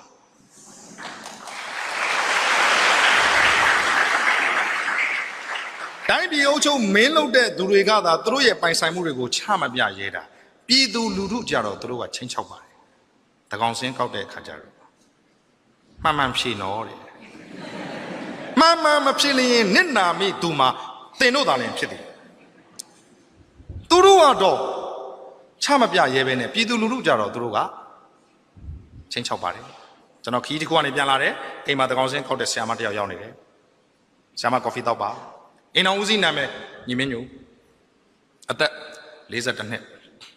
ပိုင်ဆိုင်မှု20လက်မ TV 3လုံးရှိနှလုံးပြက်နေအစားရှိသဖြင့်ပြောလိုက်တာမေကွန်း45ခုကုန်သွားပါကျေးဇူးပါပဲဆရာပြန်ဦးမယ်နော်ထိုင်အောင်ဆရာမမုံစားပါဦးရောင်ကန်းကန်းနဲ့ကိတ်မုံလေးကိုကိုင်းပါတယ်46လို့တက်ပါရှင်46လို့တက်ပါကျမတို့မေးခိုင်းတာ45ခုလေဆရာဆရာမမေးတာတွေကုန်သွားပြီလေလို့ကျွန်တော်ဖြေပြီးပြီ46လို့တက်လိုက်ပါလို့လေတန်နဲ့မာသွားတော့ဆရာမနဲ့တုံသွားပါတယ်ရောင်ကန်းကန်းနဲ့စာရွက်မှာ46ဆိုပြီးရေးတယ်ဘာရေးရမှာလဲဆရာ9ချက်တိုးနဲ့ချီးထားတဲ့မိသားစုအကျွေး380ရှိတယ်ရေးသွားလို့ခါတယ်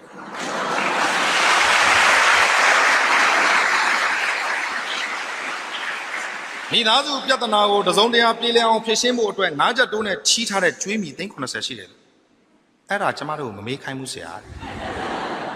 မေးမှတ်သွားတယ်ခင်ဗျားတို့မေးတာကိုကြတော့ကျုပ်တို့ကဖြေရတယ်ကျုပ်တို့မှာရှိနေတဲ့အဖြစ်အပျက်တွေကြတော့ခင်ဗျားတို့ဘာလို့မမှတ်နိုင်ရလဲနိုင်ငံတော်သမ္မတကအဲ့ဒါသိသွားပြီးတော့ညီမင်းညိုအကျွေးတွေသူဆက်ပေးမယ်ဆိုစိတ်ကူးပေါ်လာရင်လည်းပေါ်ကောင်းပေါ်လာမှာပေါ့ဗျာမှတ်သွားလို့ပြောချင်တာဒီစင်းရတာဟာကောင်းတယ်လို့ပြောတာမဟုတ်ပါဘူးချမ်းသာတာဟာကောင်းပါတယ်သို့တော့ဘယ်လိုဘယ်နည်းဘယ်ပုံနဲ့ချမ်းသာတာလဲစင်းရတာဒီဘယ်နည်းဘယ်ပုံနဲ့စင်းရတာလဲကိုလိပ်ပြောင်ကိုလုံရက်လားညဘက်မှာအိပ်ပျော်ရက်လားလူကြားထဲမှာရင်ကော့ပြီးတော့သွားနိုင်ရက်လားအခုကျွန်တော်တို့ပတ်ဝန်းကျင်ကြီးတစ်ခုလုံးပျက်စီးနေလဲဆိုတာဒီကျွန်တော်ဒါကိုပြောတာပါမဟုတ်တာလဲလုပ်သေးတယ်မမှန်တာလဲလုပ်သေးတယ်လူပုံလဲမှာလဲခေါင်းပေါ်ရင်ကော့ပြီးတော့အာနာရှင်မျိုးဆက်ကမြီးတော်များလွန်ခဲ့သောရက်ပိုင်းကတိုင်းပြည်ကိုကျင်းကြတယ်နာမည်ကြီးသောဘဏ်ကြီးတစ်ခုရဲ့ရှယ်ယာ60ရာခိုင်နှုန်းကိုဝယ်မယ်တန်ဖိုးအဖြစ်5 billion 5 billion အမှန်ငွေမဟုတ်ပါဘူးနိုင်ငံခြားငွေဖြစ်ပါတယ်1 billion ဆိုတာဒေါ်လာတန်1000ဖြစ်ပါတယ်5 billion ဆိုတာဒေါ်လာတန်9000မြန်မာနိုင်ငံဟာတစ်ကမ္ဘာလုံးပေါ်မှာတင်နေတဲ့ကျွေးမြီဟာ17 billion ရှိပါတယ်တနိုင်ငံလုံးအနေနဲ့တင်တဲ့ကျွေးတော်မှာ17 billion ပဲရှိပါတယ်အခုမိသားစုဝင်တဦးကရှယ်ယာလေးတစ်စုံတရာကိုဝယ်မှသည်5 billion 5 billion အဲ့ဒီမိသားစုကဘာတွေလုပ်တာလဲလို့မေးတော့ထောင်ချနေတဲ့သူခတ်တီပဲခတ်တင်းနေပဲအေးစစ်စစ်ပဲအင်မတန်များပြားတဲ့ငွေကြေးတွေကမ္ဘာပေါ်မှာနိုင်ငံပေါင်း215နိုင်ငံရှိတယ်ကမ္ဘာပေါ်မှာမြန်မာနိုင်ငံအပါအဝင်215နိုင်ငံရှိတယ်မြန်မာပြည်ရဲ့အဆင့်ကိုအပေါ်ကနေပြောရင်မောလို့အောက်ကနေပြောရင်နီးတယ်အောက်ဆုံး12နိုင်ငံမှာမြန်မာနိုင်ငံရှိတယ်203ဆိုတဲ့နံပါတ်မှာရှိတာဒီမြန်မာနိုင်ငံ203သူ့အောက်မှာ12နိုင်ငံရှိတယ်နော်203 အဲ့တော့အရှေ့တောင်အာရှမှာအာဆီယံနိုင်ငံမှာ17နိုင်ငံရှိတယ်မြန်မာဟာနံပါတ်17မြန်မာရဲ့အပေါ်မှာရှိတာဘင်္ဂလားဒေ့ရှ်နံပါတ်10အရှေ့တောင်အာရှမှာ10ဒီဘင်္ဂလားဒေ့ရှ်17ဒီမြန်မာတကမ္ဘာလုံးမှာမြန်မာဒီ203ဘင်္ဂလားဒေ့ရှ်ကမြန်မာနဲ့အဆင့်50กว่าဘင်္ဂလားဒေ့ရှ်လိုနိုင်ငံတော်ကမ္ဘာမှာမြန်မာရဲ့အထက်အဆင့်50မှာရှိပါတယ်စင်ရဲမှုတွေချွတ်ချုံကြမှုတွေပညာမတတ်မှုတွေတိုင်းပြည်ကိုနေပေါင်းများစွာဥဆောင်ခဲ့ပြီးတမတော်အင်အားရှိမှတိုင်းပြည်အင်အားရှိမယ်တမတော်အင်မတန်ချစ်စရာကောင်းတဲ့တမတော်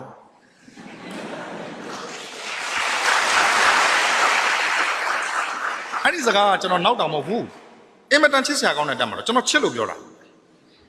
ကျွန်တော်ကတတ်ထဲကိုဝင်ဖို့စူးစမ်းခဲ့တဲ့ဘိုးလောင်းတစ်ယောက်လေဘိုးလောင်းအဖြစ်ရွေးချယ်ခံခဲ့ရတဲ့သူတစ်ယောက်လည်းဟုတ်တယ်လေအကိုဘိုးလောင်းတစ်ယောက်ကလည်းတိုက်ပွဲကြဘိုးတစ်ယောက်ကလည်းတိုက်ပွဲကြ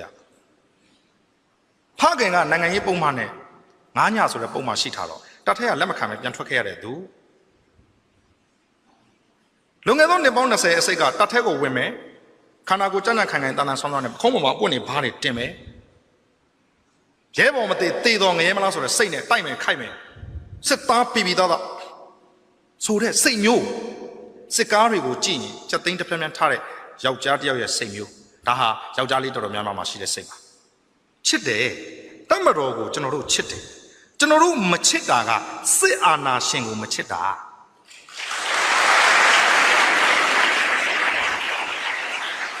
တမတော်ဟာတမတော်အတိုင်းဂုဏ်သိက္ခာရှိစွာနေမယ်ဆိုရင်တမတော်ဟာအင်မတန်ချစ်စရာကောင်းတဲ့အဖွဲ့အစည်းတစ်ခုပါနောက်သားများစစ်ထဲဝင်ရင်လေဆိုပြီးတော့ရေးထားတဲ့ဆိုင်းဘုတ်တာမန်လူတယောက်ကိုယောက်ျားကောင်းတယောက်ဖြစ်အောင်လုပ်ပေးနိုင်တဲ့အဖွဲ့အစည်းဟာတမတော်ပဲတမတော်မှာအင်မတန်ကောင်းတဲ့စီကံတွေရှိတယ်အင်မတန်ကောင်းတဲ့လေ့ကျင့်သင်ကြားမှုတွေရှိတယ်ရဲဘော်ရဲဘက်စိတ်တွေရှိတယ်အမိန့်နာခံတတ်မှုတွေရှိတယ်စစ်စနစ်ကြားနာမှုတွေရှိတယ်တာမန်ယောက်ျားတယောက်ကိုပြီးရင့်ကျက်တဲ့လူကြီးတယောက်ဖြစ်အောင်လုပ်ပေးနိုင်တဲ့အဖွဲ့အစည်းတမတော်ပဲကျွန်တော်တို့ချစ်တယ်တမတော်ကျွန်တော်တို့မလိုချင်တာအဲ့ဒီတမတော်ဒီတမတော်ရဲ့ဂုဏ်သိက္ခာနဲ့မနေပဲနဲ့အရာရာကိုသူတို့သာလင်သိသူတို့သာလင်တက်အဲ့ဒီစစ်အာဏာရှင်စနစ်ကိုကျွန်တော်တို့စန့်ကျင်နေတာဖြစ်ပါတယ်ဤပညာတက္ကသိုလ်ရှိဤပညာတက္ကသိုလ်ရှိပါရဲ့နဲ့တမတော်ဤပညာတက္ကသိုလ်ဆိုပြီးတော့ထပ်ဖွင့်ပါတယ်ခင်ဗျားတို့ ਨੇ အခွင့်အရေးတွေအားလုံးခံစားမှုတွေစံစားမှုတွေအားလုံးတူတယ်လို့များကျွန်တော်ညီများကျွန်တော်ထမများထင်ပါသလားစေတက်ကတူရှိပါရဲ့နဲ့စစ်စေးတက်ကတူဖွင့်ကွန်ပျူတာတက်ကတူရှိပါရဲ့နဲ့စစ်ကွန်ပျူတာတက်ကတူအစားအစာအရာရာကိုတမတော်ရဲ့ဖက်အောင်ဆယ်တန်းအောင်နဲ့လူငယ်ချင်းအတူတူလေပင်ဖက်ပြီးကြီးလာတဲ့တငယ်ချင်းချင်းအတူတူကျွန်တော်တို့နှလုံးသားတွေကိုတွေးခွဲအင်ဂျင်နီယာချင်းအတူတူမကွေးနည်းပညာတက္ကသိုလ်ကဆင်းလာတဲ့ဘီဘွဲရအင်ဂျင်နီယာဒီဘက်ကအပွင့်နဲ့ခက်နဲ့လာတယ်ဟဲ့မင်းအဆင်ပြေလားအေးငါ GE อ่ะကွာ GE อ่ะ GE อ่ะဖြစ်သွားပြီအင်ဂျင်နီယာပညာချင်းသင်တာတူပေမဲ့ तू က GE อ่ะကိုက BE တောက်နေရတာလေ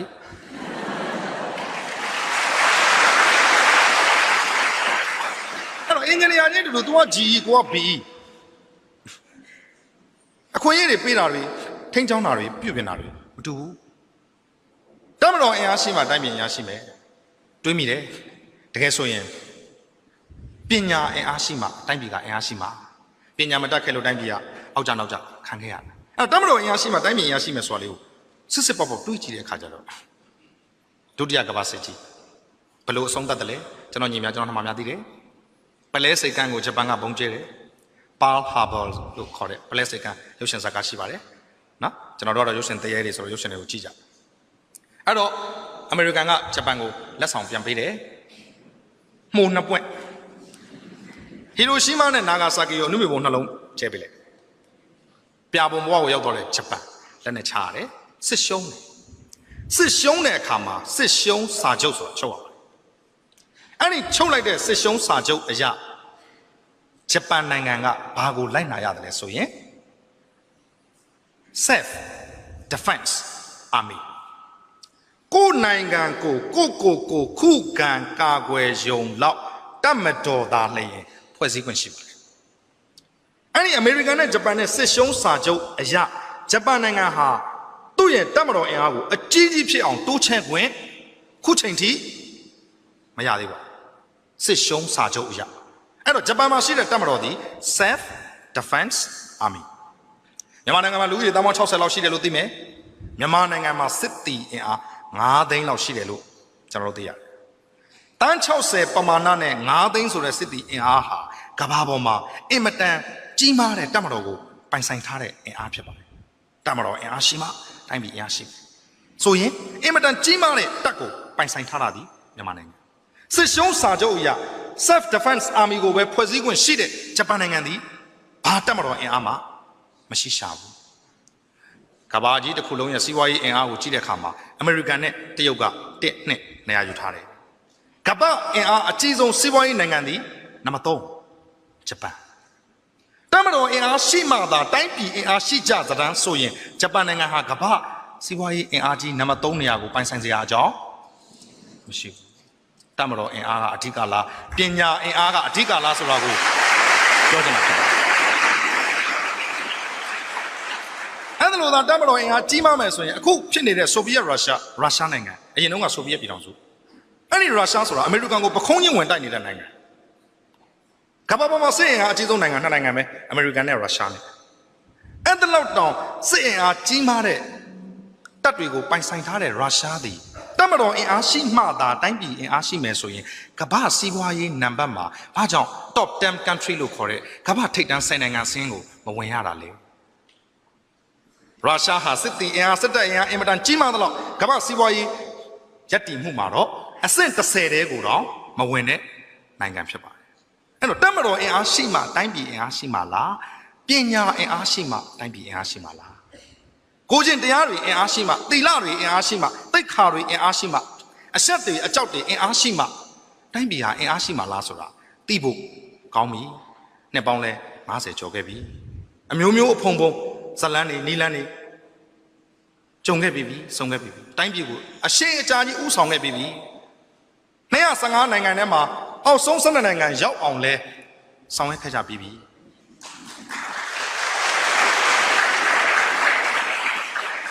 အဲ့တော့ဒါကူမှဆက်ပြီးတော့သူတို့ကဲတင်မှတိုင်းပြည်ဟာပြန်လည်ဥမော့လာမယ်ဆိုရင်တော့အခုကျွန်တော်ပြောနေတဲ့စကားတွေဟာတော့ကျွန်တော်ညီမကျွန်တော်မှများနားလည်မယ်ထင်ပါတယ်နော်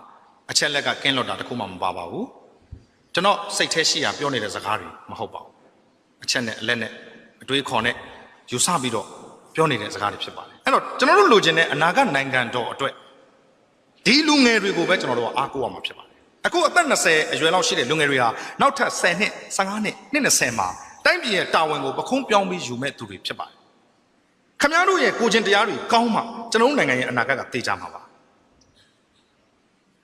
မင်းတို့ကလှုပ်သွားသလိုငါတို့အလှည့်ကြရင်လဲကွာတွေးကြသေးတာပေါ့ဆိုတဲ့စိတ်တွေနဲ့ဆိုရင်ကျွန်တော်နိုင်ငံဘယ်နည်းနဲ့မှနလန်ထူစရာအကြောင်းမရှိပါဘူးစင်းရတာဟာမကောင်းဘူးချမ်းသာတာဟာကောင်းတယ်သို့တော့တိတ်ခါရှိစွာစင်းရတတ်တာဟာလဲဘဝနေနည်းတစ်မျိုးပါပဲတမန်အာဇီဝကြစွာနေထိုင်တတ်တာဟာလဲဘဝရဲ့အလှတရားတစ်ခုပါပဲဆိုတော့ကျွန်တော်တို့ကသိစေချင်တာဖြစ်ပါတယ်တိုင်းပြည်အတွက်တော်တဲ့လူတွေအများကြီးလိုတယ်ကောင်းတဲ့လူတွေအများကြီးလိုတယ်တော်တဲ့လူကိုကျွန်တော်တို့ရှာဖွေရတာလွယ်ကူပါတယ်ညံ့တဲ့လူကိုတော်အောင်သင်ပေးရတာသိမခက်ပါဘူးမကောင်းတဲ့လူကိုကောင်းအောင်လုပ်ဖို့ကတော့တတိပိစကိုပါကောင်းမှရမှာဖြစ်တဲ့အတွက်တော်အောင်လုပ်တာနဲ့ကောင်းအောင်လုပ်တာဆိုရင်တော်အောင်လုပ်ဖို့ကလွယ်ပေမဲ့ကောင်းအောင်လုပ်ဖို့ကမလွယ်ဘူးအဲ့ဒါလို့လူတယောက်ရဲ့နှလုံးသားကိုပြောင်းလဲအောင်လူတယောက်ရဲ့စိတ်ပိုင်းဆိုင်ရာကိုပြုတ်ပြင်ပေးနိုင်တာဒီရတ္တစာပေပါရတ္တဆိုတာစိတ်ခံစားမှုအခုတိုင်းပြည်မှာရှိတဲ့လူကြီးတွေကိုချင်းစာနာစိတ်ရတ္တစာပေဆိုတော့နှလုံးသားကိုနူးညံ့စေတယ်ပျော်ပြောင်းစေတယ်စာနာစိတ်တွေပေါ်ပေါက်စေတယ်အဲ့ဒီလိုစာနာစိတ်တွေပေါ်ပေါက်စေတဲ့ရတ္တစာပေကိုကျွန်တော်တို့ကအာကျုံမှန်တဲ့ပြောကြတယ်ခဏတိုင်းပြည်ကိုဥဆောင်နေတဲ့သူတွေကိုချင်းစာစိတ်ရှိကြသလားကျွန်းတစ်တွေရောင်းဖို့မရှိတော့ဘူးကုန်သွားပြီတဘာဝတန်းငွေတွေစာချုပ်ချုပ်ပြီးသွားပြီမြစ်ကိုရောင်းပြီးပြီတောင်ကိုရောင်းပြီးပြီမြေလှန်ပြီးပြီရှင်းသမျှတွေအကုန်ရောင်းပြီးပြီနောက်ဆုံးဘာရောင်းမလဲလူရောင်းမယ်ဘာလုပ်မလဲအိမ်ဘော်လုပ်မယ်အိမ်ဘော်လုပ်မယ်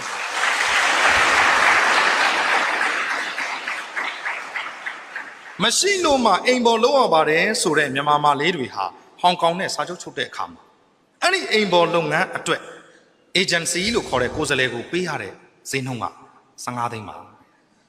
အဲ့ဒီ15သိန်းဟာ agent ကတဝက်ယူမှာဖြစ်ပြီးတော့နိုင်ငံတော်အစိုးရကတဝက်ယူမှာဖြစ်ပါလေဒီနိုင်ငံမှာလောက်ကင်စားတော့လို့အစင်မပြေလို့သူများနိုင်ငံမှာအလုပ်သွားလုပ်ရမယ်ကလေးတွေ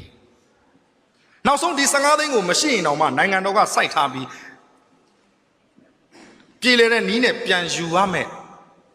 စနစ်ကိုမကျင့်သုံးမဲ့နဲ့အဲ့ဒီ15သိန်းကိုအေးချမ်းကတဝက်နိုင်ငံတော်အစိုးရကတဝက်အိမ်ပေါ်တော်ပို့ပြီးပွဲစားကတဝက်ယူခြင်းတဲ့လူကြီးမင်းများနဲ့ကျွန်တော်တို့ဘယ်လိုစကားတွေကိုပြောရမလဲ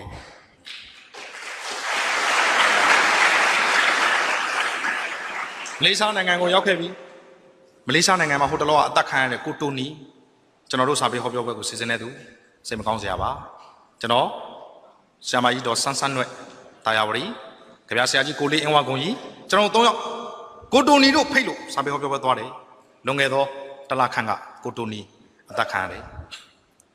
အသက်ခံလိုက်ရပြီကိုတိုနီက9ရက်နေ့မှာအသက်ခံရပြီးတော့10ရက်နေ့မှာတင်ကြိုတယ်မလေးရှားမှာ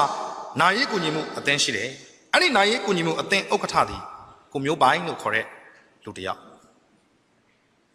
ကိုတိုနီရဲ့အတုပကိုလာစီစဉ်ပြီးတော့ချပြီးတော့အဲ့ဒီညမှာပြန်လာတယ်သူ့တိုက်ခန်းအတက်မှာကိုမျိုးပိုင်ထပ်ပြီးအသက်ခံရတယ်နောက်ထပ်2ယောက်ဒါဟာကျွန်တော်တို့ခင်မင်ရင်းနှီးခဲ့တဲ့သူတွေအဲ့တော့မလေးရှားစာပေဟောပြောပွဲမှာကျွန်တော်ပြောခဲ့တယ်မလေးရှားမှာလာရောက်ပြီးတော့အလုပ်လုပ်ရတဲ့သူတွေတန်ယုံနေရှိမယ်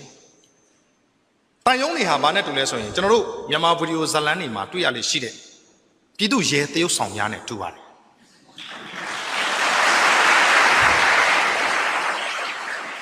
ဘယ်တော့မှစောစောမရောက်ပါဘူးနောက်ကျပြီးမှပဲအများနဲ့ရောက်လို့ရှိပါတယ်ကျွန်တော်ခီးတစ်ခုကနေပြန်လာတဲ့အထုပ်ကိုဝုန်းဝင်နဲ့ချလိုက်တယ်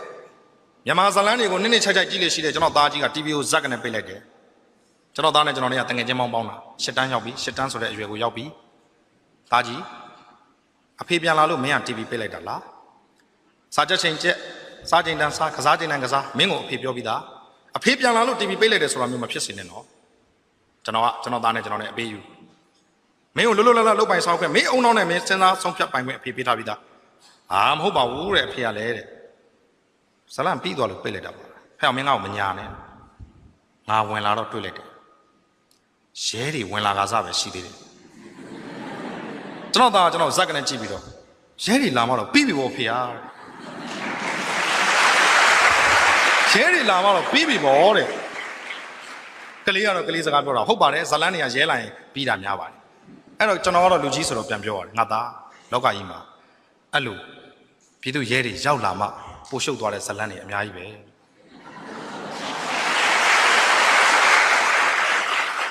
အဲ့တော့နိုင်ငံတကာတန်ယုံတွေမှာရှိနေတဲ့သူတွေကမြန်မာဗီဒီယိုဇာတ်လမ်းတွေထဲမှာတွေ့ရတတ်လိရှိတဲ့ပြည်သူရဲများနဲ့တူတယ်ဘယ်တော့မှစောစောမရောက်ဘူးနောက်ချမှရောက်တယ်အဲ့ဒီနေ့စာပေဟောပြောပွဲမှာကျွန်တော်ပြောခဲ့တယ်အဲ့ဒီအချိန်မှာလဲဆာလာယန်နိုဘာတို့မှာတပ်ဖြတ်နေတဲ့အချိန်ဒီမှာကလည်းလူမျိုးရေးပဋိပက္ခတွေဖြစ်နေတဲ့အချိန်ဒီကအတန်ကြောင့်ဟိုကဖားတွေတေးတယ်ကျွန်တော်ဒီလိုဟောပြောခဲ့ပါတယ်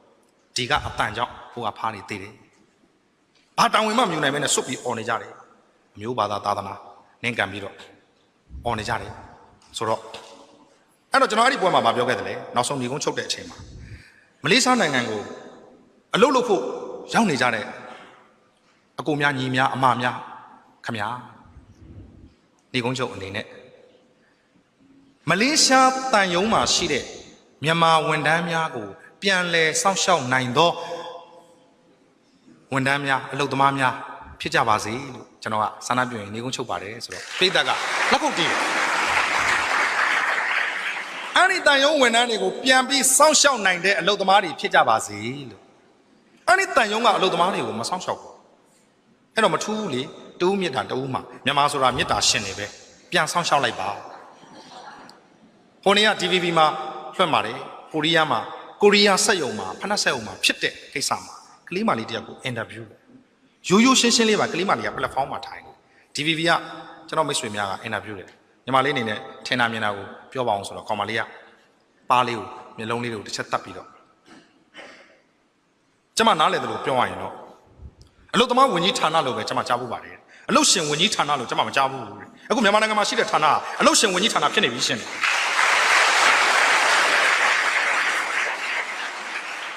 ဟောဒီကလေးမလေးဟာအတန်းပညာဘယ်လောက်တတ်တယ်လဲကျွန်တော်မသိပါဘူးတေချာတော့အတန်းပညာအများကြီးမတတ်တော့ဘူးဖနှက်ဆိုင်ုံမှာလှုပ်လို့ရတယ်ဆိုရဲကသူဟာအတန်းပညာ10တန်းမအောင်တော့ပါဘူး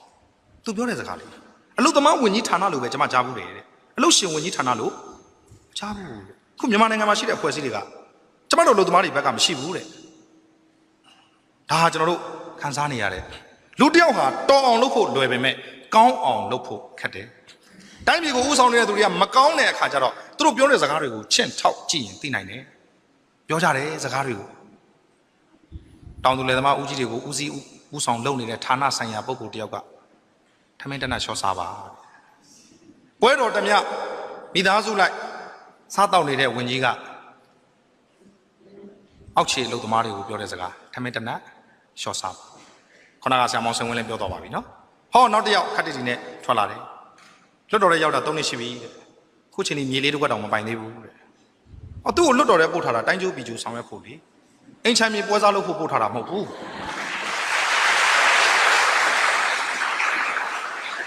နောက်ကထွက်လာတဲ့စကားတွေစကားလေးတစ်ခွန်းဝက်ကြလေးတစ်ကြောင်းကိုမှန်အောင်မပြောနိုင်စာပေနဲ့ဘလောက်ဝေးတယ်လဲခံစားမှုနဲ့ဘလောက်ဝေးတယ်လဲကိုချင်းစာနာမှုတရားတွေနဲ့ဘလောက်တောင်ဝေးတယ်လဲအဲ့တဲ့ပို့ဆိုတာနောက်တစ်ယောက်ဒီမကွေးတိုင်းတေးရကောင်နယ်မြေထဲမှာပဲဝုန်းတိုင်းဖြစ်သွားတဲ့ပုဂ္ဂိုလ်ကြီးရုပ်လာမလုံးနဲ့နဲလှည့်ပြီးပါးရလာတဲ့ကောင်သူကပို့ဆိုးတယ်ဟိုလူတွေကပါဇက်ကပဲပြောတာသူကလက်ပါမယ်ဆိုတဲ့သဘောအဲ့ဒီအချိန်မှာနိုင်ငံတော်အကြီးအကဲကြီးဖြစ်တဲ့နိုင်ငံတော်သမ္မတကြီးကကို့တပည့်လက်သားတွေအောက်တက်ကရတွေပြောနေတာစုံးမမလားအောင်မိပါတယ်သူကလည်းတိုင်းပြည်ကိုပြောပါတယ်လူငယ်တွေအရက်မတောက်ကြပါနဲ့နို့တောက်ပါ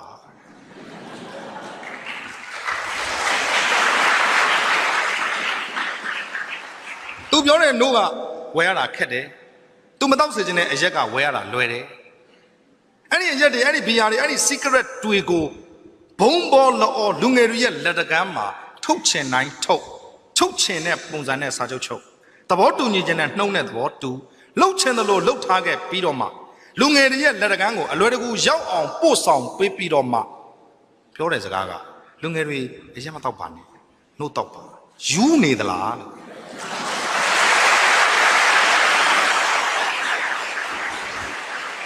မတောက်စေခြင်းရင်မတောက်စေခြင်းနဲ့စီးမြင့်စည်းကမ်းတွေကိုချပါတက္ကသိုလ်ဝင်ထဲမှာ campus ထဲမှာဆက်လိမ့်မတော့ဆက်လိမ့်မရောအောင်တလိမ့်ချင်းဝင်မရောအောင်တကူချင်းဝင်မရောအောင်ဒါကန့်သက်ချက်တလိမ့်ချင်းမရောအောင်တကူချင်းမရောအောင်ဆက်ချက်နဲ့မပြည့်ရင်မရောအောင်ဆက်ချက်နဲ့ပြည့်မှရောအောင်ဆက်ချက်နဲ့ပြည့်တယ်လို့မယုံရင် ID ကတ်ကိုတောင်းပြီးတော့ကြည့်မယ်အမေရိကန်သမ္မတကလင်တန်ရဲ့သမီးနှစ်ယောက်နော်ချက်စီတို့ဘာတို့ကောင်မလေးတွေအမေရိကန်မှာ22နှစ်မပြည့်ရင်တောက်လို့မရဘူးအရက်ဝယ်တောက်တယ်ဒဏ်ရိုက်တယ်ID ကတောင်းကြည့်တယ်နိုင်ငံတကာမှာဒီ secret တွေကိုဈေးကြည့်အောင်ညှက်ထားမယ်အခွန်တွေကိုတိုးပြီးကောက်ထားမယ်အဲ့ဒီကြားထဲကမှလှုပ်ချင်တဲ့ပေါ့ဆိုရင်လှုပ်ကြအခုတော့ဖြင့်ဗျံပရာစီးမဲ့ကမ်းမဲ့လှုပ်ထားပြီးတော့မှလူကြီးတယောက်ဖြစ်ပြီးတာဝန်မဲ့စွာပြောတဲ့စကားမတော့စေခြင်းရင်မတော့စေခြင်းတဲ့ပုံစံနဲ့ဆောင်ရွက်ပေါ့အဲ့တော့ကျွန်တော်တို့ပြောကြဆိုကြရတယ်တနိုင်ငံလုံးလျှက်စစ်မီဒီယာမှောင်မဲလို့ဒါကိုပဲလျှက်စစ်ဝင်ကြီးကတိုင်းပြည်မှာပိုနေလို့နိုင်ငံသားကိုရောင်းတာတကယ်ကိုပြောနေတဲ့စကားတွေကကြောင်တောင်စကားတွေဒုသမဏဆိုတဲ့ပုဂ္ဂိုလ်ကထပ်ပြောတယ်တရက်ကို2000နဲ့လောက်ပါတယ်တဲ့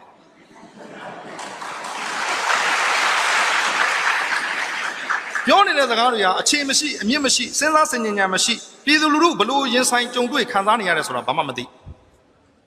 အဲ့တော့ကျွန်တော်တို့ဆိုင်ဆိုင်တွေကပြောတာရှေ့တယ်ဓမ္မတနာလျှော့စားပါမြေလေးတကွမပိုင်ပါဘူးပါရိုက်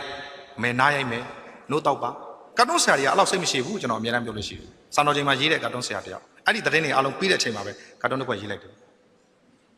ထမင်းတနတ်ရှော့စားနေတာတော့မြေလေးတစ်ခွက်မပိုင်ပါဘူးလို့ဟာသလာမလုံးနဲ့ပဖြတ်ရဲလဲလို့နွားနို့တော့မတော့နိုင်ပဲဖြစ်သွားတယ်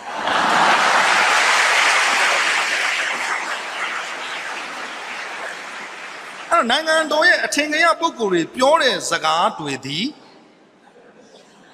ရည်စရာမောစရာစကားတွေဖြစ်အဲ့တော့ရေဒီယိုလေးတစ်လုံးကနေပြီးတော့ရေဒီယိုလေးကခုံပေါက်ပြီးတော့လာပြီမိဘပြည်သူများခင်ဗျာမိဘပြည်သူများခင်ဗျာရေဒီယိုလေးကခုံပေါက်နေတာအဲ့ဒီအချိန်မှာစာရေးစပွဲမှာထိုင်နေတဲ့ငူကြီးထိုင်နေတဲ့ယောက်ျားကိုထမင်းချက်နေတဲ့မိန်းမလှမ်းပြောတယ်ယောက်ျားငိုင်းမနေနဲ့တဲ့တမလာကြီးမိန်ကုန်းပြောနေပြီတဲ့ကတ်တွန်းဆွဲဖို့အစင်းနဲ့ပြင်ထားတယ်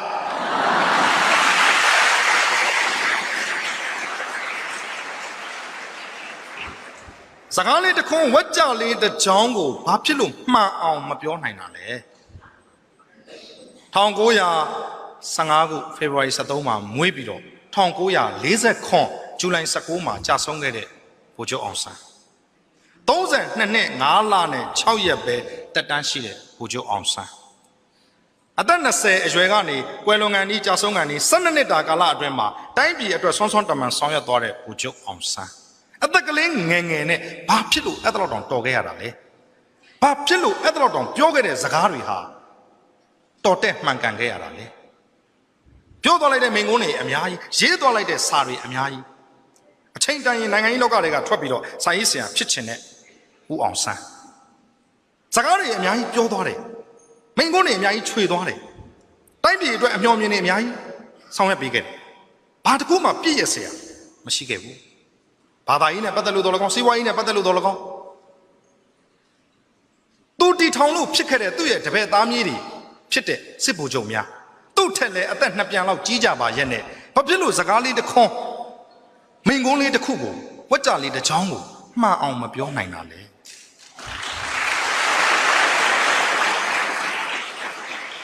အဲ့တော့ရသစာပေနဲ့မရင်းနှီးတဲ့အခါမှာကိုချင်းစာတရားတွေနဲ့ဝေးတဲ့အခါမှာကျွန်တော်ခုနပြောနေတာဒီတိုင်းပြည်အတွက်လူလာသည်တော်တဲ့လူကောင်းတဲ့လူတော်လူကောင်းလူကောင်းလူတော်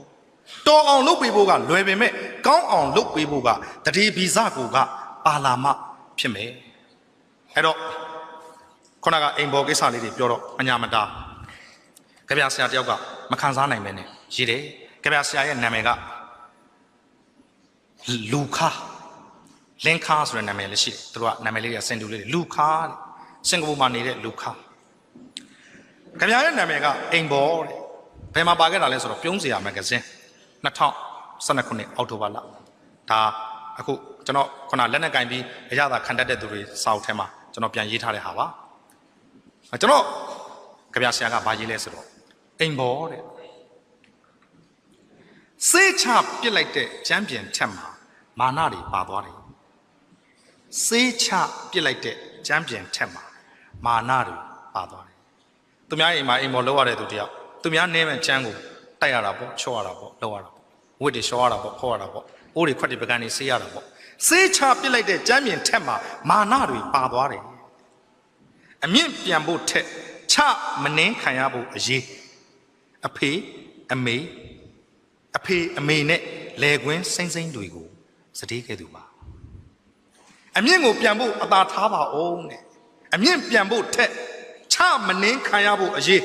အဖေအမေနဲ့လေကွင်းစိမ့်စိမ့်တွေကိုစတေးခဲ့ရသူပါရင်ပတ်တဲ့လောင်နဲ့မီးထက်ကြောင်းမထားနိုင်သေးတဲ့ညီမလေးအပူကပိုးပူတယ်အဲ့ဒီရင်ပတ်တဲ့မှာလောင်နဲ့မီးထက်ကြောင်းမတက်ရသေးတဲ့ညီမလေးရဲ့အပူကပိုးပြီးပူတယ်စေးချပစ်လိုက်တဲ့ကြမ်းပြင်ထက်မှာမာနတွေပါသွားပါပြီအပေါ်အမြင့်ပြန်မှုနေနေသားသားချအနှင်းမခံရဖို့အရေးကိုတောင်မှအဖေအမေတို့နဲ့မိသားစုနဲ့ဝေးရလေကွင်းစိမ့်စိမ့်တွေကိုစတေးခဲ့ရတဲ့သူပါဟောဒီရင်မတက်တဲ့မှာလောင်နေတဲ့မီးထက်ကြောင်းမတက်ရသေးတဲ့ညီမလေးအပူကပို့ပြီးပူပါတယ်ထွေးမြရဲ့ဘဝဆိုတာ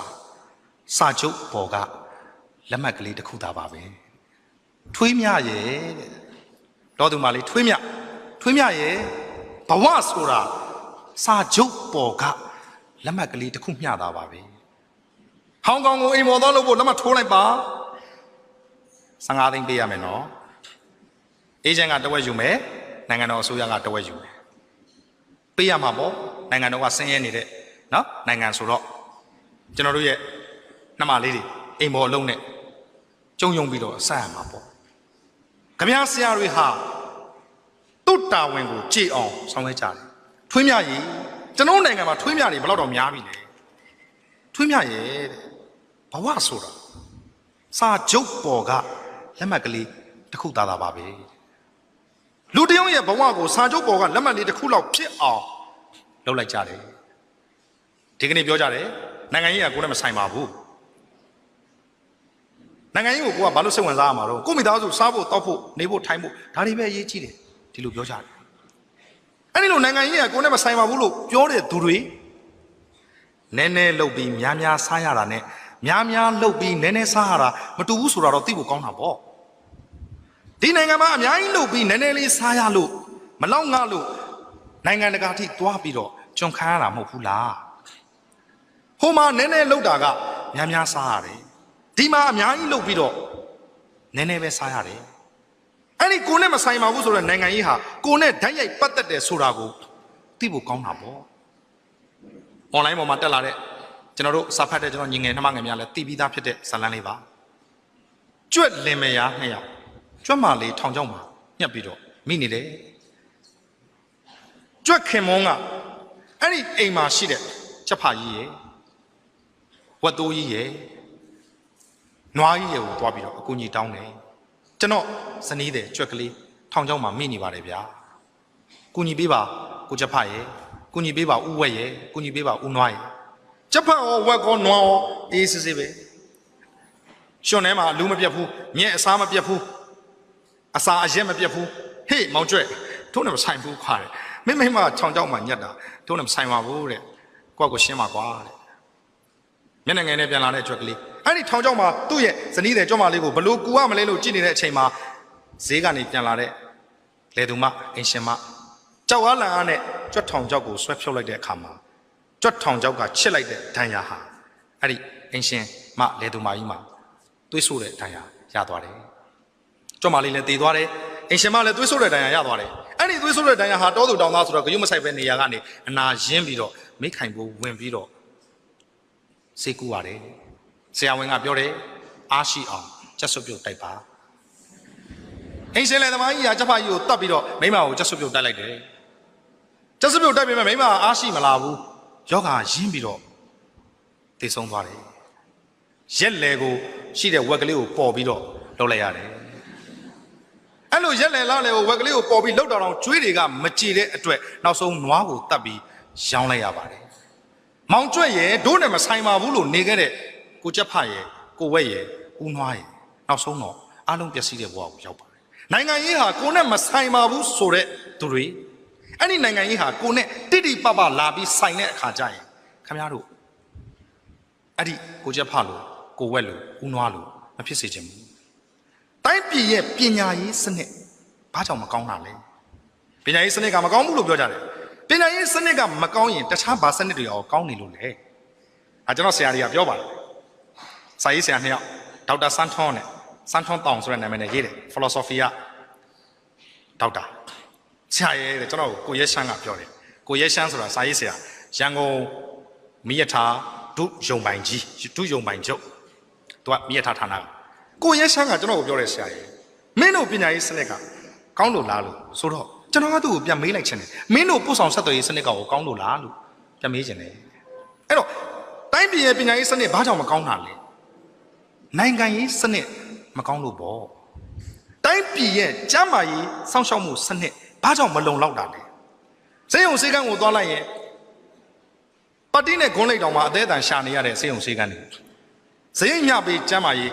ပတ်စာမရှိရင်လူရမဝင်တဲ့ခေတ်မြောင်းမြမှာထူးထူးဆန်းဆန်းနေကြားရပြီယောဂဝေဒနာကိုခွဲစိတ်ဖို့အတွက်နတ်စမာက8000ခွဲကုန်မယ်လို့ပြောသွားတယ်ယောဂဝေဒနာခံစားနေရတဲ့ပုဂ္ဂိုလ်က8000ခွဲသူမတတ်နိုင်ပါဘူးဆိုပြီးတော့မိမပြန်မလာခင်မှာဇွဲကြိုးချပြီးတော့တည်ဆုံးသွားတယ်အခုမြောင်းမြစေယုံဟာစာနာဖော်ထုတ်ခြင်းခံရတဲ့စေယုံတယုံအစရှိသဖြင့်ဒါကြောင့်ကျန်းမာရေးစောင့်ရှောက်မှုစနစ်မလုံလောက်တာလေနိုင်ငံရေးစနစ်မှာမကောင်းပဲဘူးဒါကြောင့်တိုင်းပြည်ရဲ့စီးပွားရေးစနစ်မကောင်းရတာလေနိုင်ငံရေးစနစ်မှာမကောင်းပဲဘူးတိုင်းပြည်ရဲ့အားကစားဘောလုံးကန်တဲ့တဲတဲလို့အားပေးကြတဲ့ဘောလုံးဘာကြောင့်ကန်တိုင်းရှုံးနေတာလဲနိုင်ငံရေးစနစ်မှာမကောင်းတာဘူးလူတွေရဲ့စိတ်ဓာတ်တွေမှာမကောင်းမဲနဲ့အဲ့ဒီဘောလုံးတစ်သက်လုံးမနိုင်ပါဘူးသူလည်းခြေနဲ့ချောင်းကိုလည်းခြေနဲ့ချောင်းနဲ့ကစားတဲ့ကိစ္စသို့တော့သူ့စိတ်ဓာတ်နဲ့ကိုယ်စိတ်ဓာတ်နဲ့ဖြတ်စည်းခံထားရတဲ့စိတ်ဓာတ်နဲ့ရှင်လန်းနေတဲ့စိတ်ဓာတ်မတူဘူးအစစအရာရာအားလုံးကိုခြုံလိုက်ရင်မောင်ကျွက်ကလေးလိုပဲကိုနဲ့မဆိုင်ဘူးဆိုပြီးတော့နေလို့မရဘူးတိုင်းပြည်ရဲ့နိုင်ငံရေးစနစ်ကမကောင်းတဲ့အတွက်အစစအရာရာဟာချုပ်ယွင်းပြီးတော့နေကြရတယ်ဒါကြောင့်အဲ့ဒီနိုင်ငံရေးစနစ်ကိုပြုတ်ဖို့ပြင်ဖို့တကယ်တိုင်းပြည်ရဲ့ခေါင်းဆောင်နိုင်ငံရေးသမားတွေဟာစူးစမ်းနေကြတယ်လူတို့ခေါင်းဆောင်တောင်ဆန်းစုကြည်အပါဝင်အားလုံးဟာဆောင်ရွက်နေကြတယ်တကယ်ပါလုံးကအသိမှတ်ပြုတ်ပြီးဥညွှတ်ရတဲ့တောင်ဆန်းစုကြည် မျိုးရိုးကောင်းတဲ့ဒေါအောင်ဆန်းစုကြည်ဗိုလ်ချုပ်အောင်ဆန်းရဲ့သမီးတကဘာလုံးကလိုလားတဲ့ခေါင်းဆောင်တယောက်ဒီเจ้าသူเจ้าသားတွေနိုင်ငံတကာကိုပညာတော်သင်တွေသွားဖို့တိုင်းပြည်ရဲ့လုပ်ငန်းကိစ္စဆောင်တာအဝဝကိုဒေါအောင်ဆန်းစုကြည်ကိုတစ်ချက်လောက်ဥဆောင်ခွင့်ပေးလိုက်တာနဲ့တိုင်းပြည်ဟာထောင်တက်ပြီးတော့ပြောင်းလဲသွားနိုင်တဲ့အခြေအနေမှာအသက်80အရွယ်ကိုရောက်နေတဲ့အဖွားအိုတယောက်ကိုတန်ပါတယ်မာပါတယ်မြန်ပါတယ်တနက်ကင်ပြီးတိုက်လာပါတယ်ဆိုတော့ပုံကိုယ်တွေကနီးပေါင်းစုံနဲ့နေရာမရအောင်ဥဆောင်ခွင့်မရအောင်ဆောင်ရွက်နေကြတယ်စိတ်သက်ရေးရာအဖြစ်အင်မတန်မှရှက်ရွံ့စရာဝင်းနေစရာကြေကွဲစရာကောင်းလုံးပါလေဂျာမန်ပြဿနာရေးဆရာကြီးဘာတော့ဘရက်ချ်ကပြောပါတယ်သူရဲကောင်းမရှိတဲ့တိုင်းပြည်ဟာတနာစရာကောင်းတယ်အဲ့ဒီစကားကိုကြားတာချင်းပဲကလောမှာနေတဲ့ကလောသားခပြဆရာနိုင်မွန်အောင်ပင်ကချက်ချင်းခပြတစ်ပုတ်ပြန်ရေးပါတယ်ဘာတော့ဘရက်ချ်သူရဲကောင်းမရှိတဲ့တိုင်းပြည်ဟာတနာစရာကောင်းတယ်ဆိုတဲ့ခပြရဲ့စကားသိပ်မှန်တာပေါ့ဗျာသူရဲကောင်းရှိပါရဲ့နဲ့အဲ့ဒီသူရဲကောင်းရဲ့တန်ဖိုးကိုမသိတဲ့တိုင်းပြည်ကပို့ပြီးတနာစရာကောင်းတော့မပေါ်တဲ့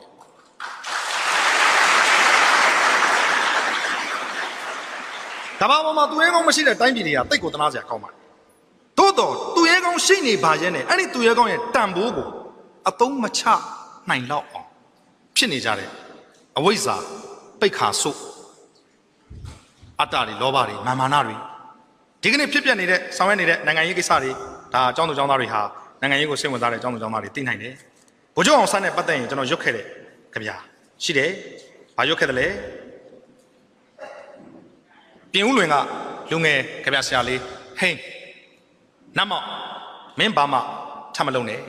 ဆိုတဲ့အောင်ဆန်းကိုပေးပြီးကြတဲ့က10ကဘာစာလောက်တာဝန်ကြည့်ပြီဆိုတဲ့ကြပြအရှိကြီးကျွန်တော်ရွတ်ခဲ့တယ်လို့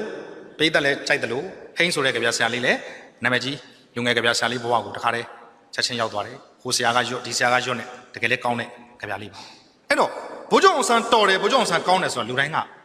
သိပြီးသားပါအဲ့တော့ကျွန်တော်ကလည်းစကားတစ်ခုကိုထပ်ပြီးတော့မပြောချင်တဲ့အခါကျတော့နောက်ပိုင်းကျတော့ဗိုလ်ချုပ်တော်တဲ့ကောင်းတဲ့ကြပြတွေကိုကျွန်တော်သိမရွတ်ချင်တော့ဘူးအဲ့ဒီချိန်မှာပဲတက်ဆိုင်ကျွန်တော်ကိုအွန်လိုင်းပေါ်ကမိတ်ဆွေတယောက်ကကြပြလေးတစ်ပုဒ်ပေးပါတယ်သူကတော့ထူးခြားတယ်ဗိုလ်ချုပ်ကိုသူကတော်ချောင်းကောင်းချောင်းသိမပြောဘူးဗိုလ်ချုပ်ကိုသူကအပြစ်ပြောထားပါတယ်သူ့နာမည်ကထွန်းဦးတဲ့သူ့ကြပြခေါင်းစဉ်မှာကြပြခေါင်းစဉ်ရဲ့လို့လေသူကတိတိပပမပါဘူးသို့တော့တို့ဆိုတဲ့တလုံးတော်သူကရေးထားတယ်ကြပြလေးကအပိုက်ကလေး9ပိုက်နဲ့ဖွဲ့စည်းထားတယ်ဗိုလ်ချုပ်ကိုသူတော်တော်စိတ်ဆိုးပုံရပါတယ်တို့ဦးအောင်ဆန်းခမားကဘိုက်မှမရွှဲတာကြည်73ချက်မှန်တာနဲတောင်နဲသေးတယ်ဦးအောင်ဆန်းတဲ့ခမားဘိုက်မှမရွှဲတာတဲ့ကြည်73ချက်မှန်တာနဲတောင်နဲသေးတယ်ဦးအောင်ဆန်းခမားက VIP ကားတန်းမှမထားတာတနတ်နဲ့ပြစ်တက်ခံရတာနဲတောင်နဲသေးတယ်ဦးအောင်ဆန်းခမားမှာပါမစ်တွေမှမရှိတာ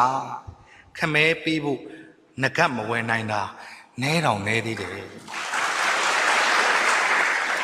ဗိုလ်ချုပ်ဖြစ်ပြီးတော့ပါမစ်ကလေးတောင်မရှိတဲ့နော်သမီးကိုခမဲပေးဖို့ရွှေလေးမဝယ်နိုင်တာနဲတောင်နဲသေးတယ်ဘာဗျပဲပြုံးတဲ့နံများစားကြတယ်ဟုတ်လားဒါပဲစားရမှာပေါ့ခမားယူတဲ့လစာကပဲပြုံးတဲ့နံများဖို့ပဲရှိတာကို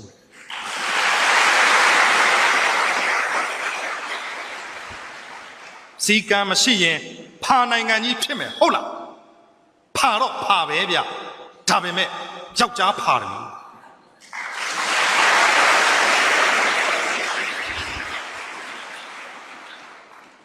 ဒီကြပြလေးဟာအွန်လိုင်းပေါ်မှာကိုထုံးရေးတဲ့ကြပြလေး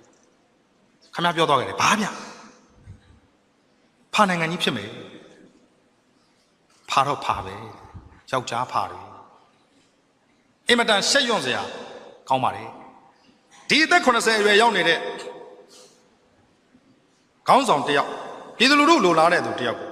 နီလန်ပေါင်းစုံနဲ့ဆောင်ရွက်ခွင့်မရအောင်ပိတ်ဆို့တားဆီးပြီးတော့တိုင်းပြည်ကိုအနစ်နာနှစ်တဲ့နှစ်အောင်ကျွန်းတဲ့ကျွန်းအောင်ဆောင်ရွက်နေတဲ့သူတွေကျွန်တော်ပြောနေတဲ့စကားတွေဟာမဲဆွဲတဲ့စကားမဟုတ်ပါဘူး ကျွန်တော်ဟာပါတီဝင်တယောက်လည်းမဟုတ်ပါဘူးသို့သောလူထုခေါင်းဆောင်ပေါ်မှာတာမန်နိုင်ငံသူနိုင်ငံသားစာရေးဆရာတယောက်အနေနဲ့ယုံကြည်တဲ့နေရာမှာချစ်ခင်လေးစားတဲ့နေရာမှာတော့ဒါဟာကျွန်တော်ရဲ့လွတ်လပ်ခွင့်ဖြစ်ပါတယ်ဒေါအောင်ဆန်းစုကြည်ဟာတိုင်းပြည်ရဲ့တာဝန်ကိုယူခဲ့ရင်တိုင်းပြည်ဟာနေချင်းညချင်းဆိုသလိုပြောင်းလဲသွားမယ်လို့ကျွန်တော်ပြောနေတာမဟုတ်ပါဘူးကျွန်တော်တို့နိုင်ငံကျွန်တော်တို့လူမျိုးရဲ့ဇယိုက်တွေအကျင့်တွေ Oridu ဖုံးကတ်ကိုဝယ်သလိုစိတ်ပြက်စရာကောင်းတဲ့ဇယိုက်တွေကိုကျွန်တော်တို့အများကြီးပြင်ရအောင်ပါသို့တော့နိုင်ငံတကာကအတိအမှတ်ပြုတဲ့ကမ္ဘာခေါင်းဆောင်ဖြစ်တဲ့ဒေါအောင်ဆန်းစုကြည်ကြောင့်ကျွန်တော်တို့လူငယ်လေးတွေရဲ့အနာဂတ်တွေဤပညာတက္ကသိုလ်36ကျောင်းရှိတဲ့အထက်ကတကျောင်းကို10ရောက်လောက်ကျွန်တော်တို့တောင်းဆိုလို့မရဘူးလားအန်ဒီကျွန်တော်တို့မှာကျောင်း36ကျောင်းရှိတယ်တကျောင်းကို10ရောက်တော့စူးစမ်းပေးပါကျောင်း36ကျောင်း360နိုင်ငံလေးတွေခွဲပြီးတော့ပညာတော်သင်အတွက်လူငယ်တွေဟာတိုင်းပြည်ရဲ့အနာဂတ်တွေအင်မတန်အရေးကြီးတယ်ဆိုတော့သိတဲ့ပညာအင်မတန်တတ်တဲ့ဒီခေါင်းဆောင်ဟာမဆောင်ရွက်ဖက်နေမလားတိုင်းပြည်ရဲ့ပညာရေးအသုံးစရိတ်3%မပြည့်ပါဘူးတိုင်းပြည်ရဲ့ကျန်းမာရေးအသုံးစရိတ်3%မကျော်ပါဘူးတိုင်းပြည်ရဲ့ကာကွယ်ရေးစရိတ်58%ပါ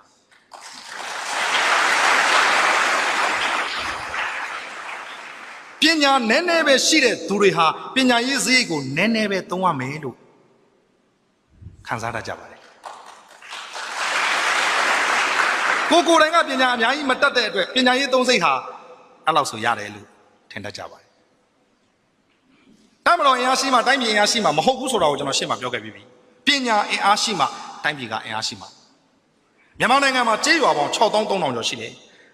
တောစဉ်တောင်အနှံ့ကျေးရွာတွေအနှံ့ကျွန်တော်တို့သွားခဲ့ပြီမိမလင်းတဲ့ကျေးရွာတွေစာကြည့်တဲ့မရှိတဲ့ကျေးရွာတွေကျမကြီးစေပေကမရှိတဲ့ကျေးရွာတွေစာသင်ကျောင်းမရှိတဲ့ကျေးရွာတွေကားလမ်းမပေါက်တဲ့ကျေးရွာတွေဘလောက်ပဲဆင်းရဲဆုပ်ပြတ်တဲ့ကျေးရွာတွေဖြစ်ပါစေအဲ့ဒီကျေးရွာတစ်ရွာမှာအ ਨੇ ဆုံးစိုင်ကယ်အစင်း100လောက်တော့အ ਨੇ ဆုံးရှိပါတယ်ရွာတိုင်းမှာစိုင်ကယ်အစင်း100ကတော့ဖြင့်အ ਨੇ ဆုံးရှိတယ်ကျေးရွာပေါင်း6300နဲ့အဲ့ဒီစိုင်ကယ်အစင်း100နဲ့မြောက်ပါစိုင်ကယ်အစင်းအရေးအတွက်ရပါလိမ့်မယ်အဲ့ဒီဆိုင်ကယ်အစင်းအရေးအတွက်ကို3သိန်း4သိန်း5သိန်းနဲ့မြောက်ပါကုန်ကြစိတ်ပတ်စံရပါလိမ့်မယ်အဲ့ဒီဆိုင်ကယ်တွေဘယ်နိုင်ငံကလာတယ်လဲလို့ကြည့်ရင် made in China လို့ခေါ်တဲ့တစိတ်ကိုတွေ့ရပါလိမ့်မယ်မြစ်ကိုရောင်းတယ်တောင်ကိုရောင်းတယ်တယံဇာတကိုရောင်းတယ်ကျွန်းကိုရောင်းတယ်တဘာဝတန်းငွေကိုရောင်းတယ်အဲ့ဒါလို့ရောင်းလိုက်လို့ရလာတဲ့ငွေတွေဒီတိုင်းပြည်ရဲ့အမွေအနှစ်တွေကိုရောင်းလို့ရလာတဲ့ငွေတွေဒီဆိုင်ကယ်လေးတစ်စင်းမလုတ်တတ်လို့ပတ်စံတွေဝေါကနေပြန်ပေးလိုက်ရတာနဲ့ရှင်လိုက်ရင်ကျွန်တော်တို့ဟာဘလောက်တောင်ညံ့ဖြင်းခဲ့ကြပြီလေပေးရမှာပေါ့ကျွန်တော်တို့မှာဆိုင်ကယ်မလုတ်တတ်တာဘူးဒါကျွန်တော်ဆိုင်ကယ်လေးတစ်စင်းနဲ့ပဲတွက်ပြတာပါမီးစက်ကျွန်တော်တို့မလုတ်တတ်ဘူး TV အပေါ်ဆက်အောက်ဆက်ကျွန်တော်တို့မလုတ်တတ်ဘူးတရုတ်ကလာတဲ့ပစ္စည်းတွေနောက်ဆုံးတရုတ်ကလာတဲ့မုန့်တွေသူတို့မစားတဲ့သူတို့ကလေးတွေကိုမကျွေးတဲ့မုန့်တွေကိုကျွန်တော်တို့ကလေးတွေကိုရောင်းတယ်သူတို့မသုံးတဲ့ပစ္စည်းတွေကိုကျွန်တော်တို့နိုင်ငံကိုပို့တယ်ကျွန်တော်တို့ပေးလိုက်ရတာကအမွေအနှစ်အဆက်ဆက်ထိမ့်သိမ်းရမယ်ကာကွယ်ရမယ်စောင့်ရှောက်ရမယ်နှစ်ပေါင်းများစွာအတွက်အမျှော်အမြင်နဲ့လုပ်ရမယ်အရာတွေကိုပေးပြီးတော့ကျွန်တော်တို့ပြန်ရလိုက်တာဟာအင်ဂျင်လေးတစ်လုံးတတ်ထားတဲ့ဆက်ကလေးတစ်ခုပါဤပညာကျောင်းသားတွေကိုလွှတ်လိုက်စမ်းပါဂျပန်နိုင်ငံကိုလွှတ်လိုက်စမ်းပါအယောက်100တခွန်းနဲ့မှလိုက်ပါဆိုင်ကယ်လုတ်တောင်းအောင်တင်ခဲ့အမေရိကန်နိုင်ငံကိုလွှတ်လိုက်စမ်းပါကားလုတ်တောင်းအောင်တင်ခဲ့မီးစက်လုတ်တောင်းအောင်တင်ခဲ့ TV ပေါ်ဆက်အောက်ဆက်လုတ်တောင်းအောင်တင်ခဲ့ handset လုတ်တောင်းအောင်တင်ခဲ့ပြန်လာပြီးကိုယ့်နိုင်ငံမှာကိုအမှုထမ်းကြအခုတော့ပြင်ဒါလေးတစ်ခုမလုတ်တတ်တာနဲ့ကျွန်တော်တပည့်တယောက်ကကျွန်တော်ကိုသတင်းကြော်မှာလာကြတော့တယ်ဆရာကရုပ်ရှင်တရေဆိုတော့ဆရာရဲ့ DVD ဆက်ကလည်းပြတ်နေပြီလို့ကြားတဲ့အတွက် DVD ဆက်တစ်လုံးနဲ့လာကြတော့တယ်အေးကောင်းတယ်ကွာကဲချက်ချင်းပဲကွာကဲငါ့ကိုကျိုးတွေတက်ပြီးကစားငါနားမလဲဘူးကျိုးတွေတက်တယ် remote နဲ့နှိပ်လိုက်တယ်နှိပ်လိုက်တဲ့ခါမှာအထက်ကအချက်ကလေးကအန်လေးကဂရဂရဆိုပြီးထွက်လာတယ်ထွက်လာတဲ့အချိန်မှာအပေါ်မှာစာတန်းတန်းထိုးပါတယ်တိုင်းကြားအမျိုးသမီးတယောက်ရဲ့အတန်နဲ့ခွေဖတ်သုံးခစ်တာဆောင်ပါဟမ်ဘာပြောတာလဲကွာဟဲ့ပြန်ထည့်လိုက်တယ်ခွေထွက်သည်ပြန်ထည့်တော့ခွေဖတ်သုံးခစ်တာဆောင်ပါထည့်လိုက်တဲ့ခွေကဒုတောင်ရဲ့ရေသုံးပါးတွေပါတဲ့ခါကျတော့ကြော်လိုက်တဲ့အခါကျတော့ရစ်သည်ကြော်သည်ခစ် တာဆောင်ပါဟာဒီတရုတ်မှာလူပါဝါလာကြီးလားရစ်တာတွေကြော်တာတွေငါတို့နားလဲပါတယ်ကွာအဲ့လောက်ထိတော့မလိုပါဘူးဟဲ့အောင်မင်းဆက်ပြန်ယူသွားလို့ဟာဆရာလေးနဲ့ဘာဖြစ်လို့လဲကြည့်လို့ရရင်ပြီးတာဟဲ့အောင်မင်းပြန်ယူသွားလို့အဲ့ဒီတရုတ်မှအတန်မပါတဲ့စက်တလုံးနဲ့လဲပေးလို့ဆရာတရုတ်မှအတန်မပါတာမရှိဘူးတဲ့ဒီဟာတွေအကုန်လုံးတရုတ်ကလာတာတဲ့အောင်းတက်တက်နဲ့ကျွန်တော်ယူထားရပါတယ်ရုပ်ရှင်ကြည့်ရင်အဲ့ဒီတရုတ်မှနဲ့ကျွန်တော်လည်းအမြဲတမ်းဒေါသဖြစ်ရပါတယ်ခွေဖတ်သည်တခါတရံခွေရထစ်နေခွေထစ်သည်အဲ့တော့ဒီမူဆယ်ကနေပြီးတော့ရွှေလီကိုကူးလိုက်တဲ့အခါကျတော့ဟာလမ်းနေရှစ်လမ်းသွား10လမ်းသွားရှစ်လမ်းသွားလမ်းမကြီးတွေ10လမ်းသွားလမ်းမကြီးတွေပလက်ဖောင်းဟာပေ20ကျဲတယ်ကျွန်တော်စကားမမှားဘူးနော်ဆရာ2ပေနဲ့များမှားပြောတာလားလို့မမှားဘူးနော်ပလက်ဖောင်းဟာပေ20ကျဲတယ်10ပေ2ထပ်တစ်ပင်2တန်းစိုက်တယ်ပိန်းနေတန်းပိန်းနေပင်တွေပဲကရလဲရှမ်းပြည်ကရတယ်ပိန်းနေကရေမစုပ်ဘူးတဲ့အရိတ်ကြတော့အရန်အေးတာပဲတဲ့ပိန်းနေသီးတွေကအများကြီးသိနေတယ်ဆွဲတော်တန်းတဲ့ဆရာမောင်စင်ဝင်းရွတ်ပြသားတဲ့ဆွဲတော်လေးတွေပုံနေရိတ်တန်းတဲ့ပြီးတော့ဗာလဲဟိုနီပွက်နာဗာလဲစိန်ပန်းတန်းတဲ့ဗမာပြည်ကထွက်တဲ့အပင်နေမှန်သမျှအကုန်စိုက်ပြီးတော့ရှစ်လမ်းသွား10လမ်းသွားလမ်းမကြီးရဲ့ဘေးမှာ10ပေ20ကျဲတဲ့ပလက်ဖောင်းနေနဲ့အပင်တွေကိုနှစ်ထပ်စိုက်ပြီးတော့တရုတ်ပြည်မှာတစ်တပင်ခုတ်တာဟာလူတယောက်ကိုတတ်တာတဲ့အပြစ်ကြီးပါတယ်ဒါကြောင့်တရုတ်တွေဟာသူတို့နိုင်ငံမှာတစ်ပင်ခုတ်လို့မရှိပါဘူးသူတို့ရဲ့အိန္ဒိယချင်းနိုင်ငံကိုပဲလာပြီးခုတ်လို့ရှိပါတယ်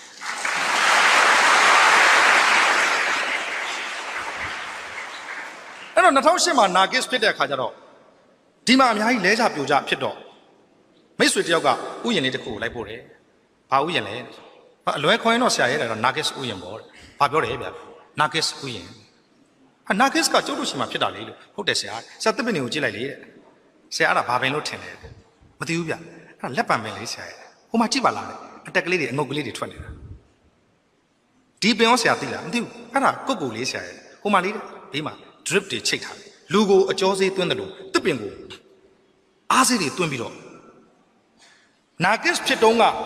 အစွဲအငုတ်ကြံခဲ့တဲ့ဟာတွေကိုဝယ်ပြီးတော့အဲ့ဒီဥယျာဉ်ကိုတည်ထားတာအဲ့ဒီတစ်ပင်တွေကအရွက်တွေအတက်တွေအခက်တွေထိုးထိုးထောင်ထောင်ပြန်ထွက်ပြီးတော့နာဂစ်ဥယျာဉ်ဆိုပြီးနာမည်ပေးထားတယ်အဲ့တော့ရွှေလီတစ်မျိုးလုံးကိုလေ့လာလိုက်တဲ့အခါကျတော့လူတစ်ယောက်ကကြောက်စိမ့်တွေကိုတောက်နဲ့အလုံးလုံးနေတဲ့အခါကျတော့ဒီလူဟာဘောင်းမီရှည်ဘောင်းမီတိုးစရှိသဖြင့်လုံနေတဲ့အခါကျတော့ဗမာလားတရုတ်လားမကွဲပြားဘူးသို့တော့ကြည့်နေတဲ့အချိန်မှာပဲပြစ်ကနေကွန်းထွေးတာတွေ့လိုက်တော့အော်ဒါဗမာပဲသိကြတယ်ဒါဗမာပဲခဏနေကြတော့သချင်းကြော်အော်ဆိုပြီးတော့ထွင်းတယ်ထုတယ်လှုပ်တယ်ကြောက်စိမ့်နေတရုတ်ကကြောက်စိမ့်မှမထွက်ပဲဘယ်ကရမလဲဖားကန်ကရမယ်ကျွန်းတစ်တွေဘယ်ကရမလဲမြန်မာပြည်ကရမယ်တမလန်းတွေကျွန်းနေရှားသွားတဲ့အချိန်မှာတမလန်းတွေဈေးကောင်းလာတယ်တမလန်းဘယ်လောက်တောင်ဈေးကောင်းလဲကျွန်တော်ပြောပြချင်ပါတယ်ထမင်းစားတဲ့တရုတ်တွေထမင်းစားတဲ့ပကံလုံးလေးတစ်လုံးစာတမလန်းသားနဲ့လုပ်တာပါလက်ဖေးအောက်ကခံတဲ့အပြားလေးတစ်ပြားစာတူတစုံစွန်းတစ်ချောင်းအဲ့ဒါကိုတမလန်းသားနဲ့လုပ်ပါတယ်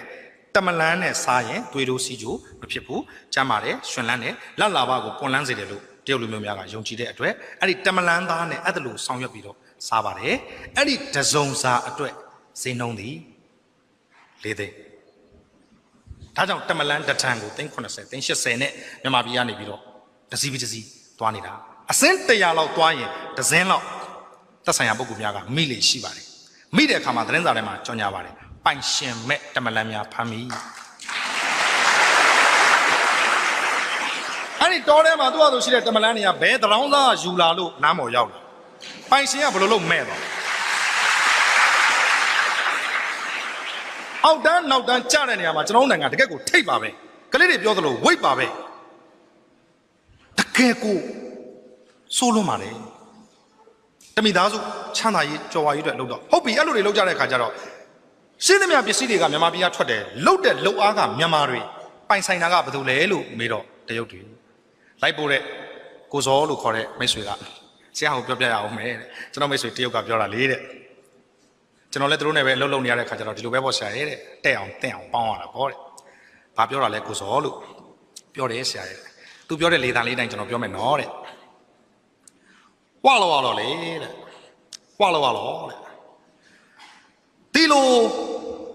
ခပ်ပိန်ခတ်ထူခတ်ထုံခတ်ထိုင် လူတွေဥဆောင်လဲနိုင်ငံလဲအိမ်နီးနားချင်းဆွေမျိုးပေါက်ဖော်ဖြစ်ရလားဝါလို့တွက်ရလားကွာရင်မယ်တော့မလာပဲဝေး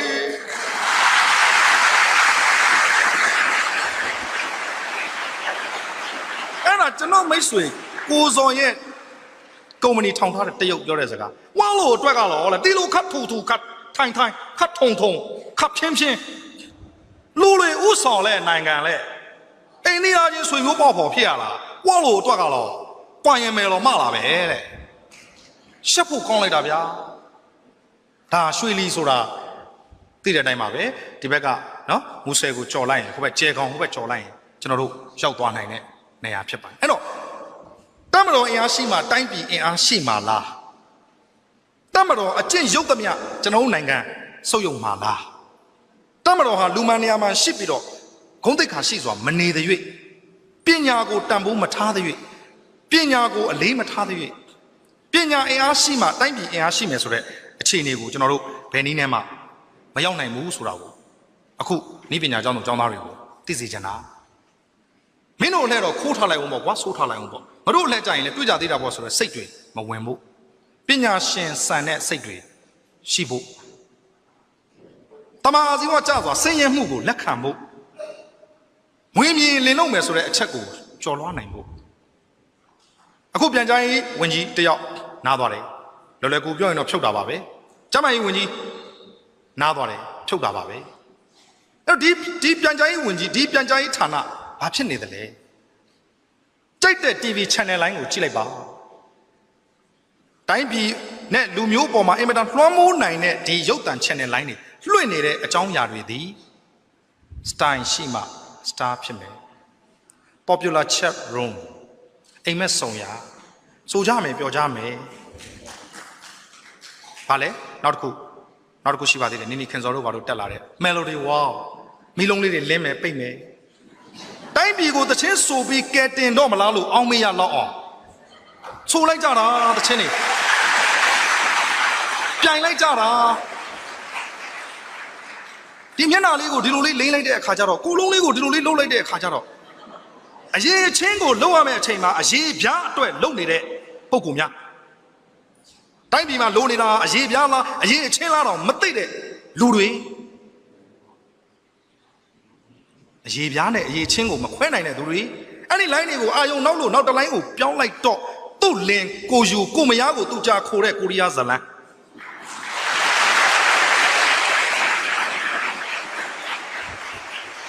ရှင်းသမျှ line တွေအကုန်လုံးဒီဈေးဝယ်ထွက်မယ်ကလေးတွေနဲ့ပျော်မယ်ငါးသားနဲ့ပြိုင်ဘသူနိုင်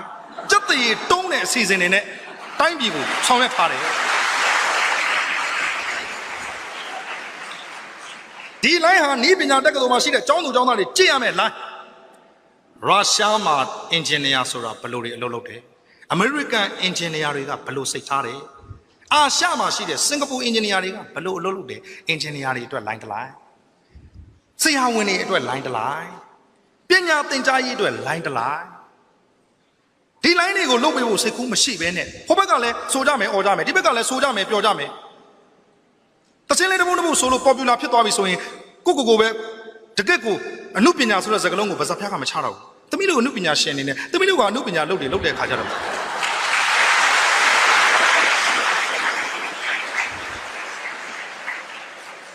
ငွေလေး450 100ကနေပြီးတော့အခုကြပြားစာမှုက9000ရတဲ့အထိဒီအနုပညာကြီးကိုတစ်သက်လုံးအစင်းရဲငတ်ပြတ်ခံပြီးလှုပ်လာတဲ့ကျွန်တော်တို့ဘာပြောရမှန်းမသိဘူးအခုကြပြားစာမှုက9000ကြပြားတစ်ပုဒ်ကို9000အဲ့ဒီကြပြားစာမှုက9000ကိုလိုချင်လို့ကြပြားဆရာတွေကြပြားရေးနေတာမဟုတ်ဘူးသိကြတယ်ကျွန်တော်ပြောခဲ့ဘူးလေဒါပေမဲ့အဲ့ဒီအဆန်လေး9000အတွက်နဲ့1500မကကြခဲ့ရဘူးပေါင်းလဲများပါပြီလို့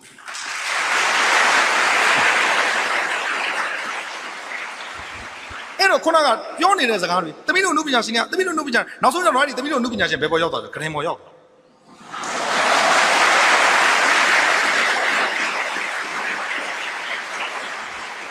အရေးချင်းကိုပြုစုပြုထောင်ရမယ့်နိုင်ငံဟာပညာကိုအားပေးရမယ့်နိုင်ငံဟာအရေးပြားတစ်ထောင်နဲ့ငွေမြင်ရင်လင်လုံးမယ်ဆိုတဲ့စိတ်တွေနဲ့သူများအကြောင်းကိုနော်သူများအကြောင်းလည်းမပြောတတ်ပါစမိဆက်ရာကွိစီကွာဆတော့မောင်နှမလေးတယောက်လက်ထပ်တယ်သူ့တက်က20ကျော် ဟိုပုဂ္ဂိုလ်က90လက်ထပ်ပြီးချင်းပြောတဲ့စကားကဟာနီမူဖြစ်လာကပါသွားမယ်ယူချက်ကွာ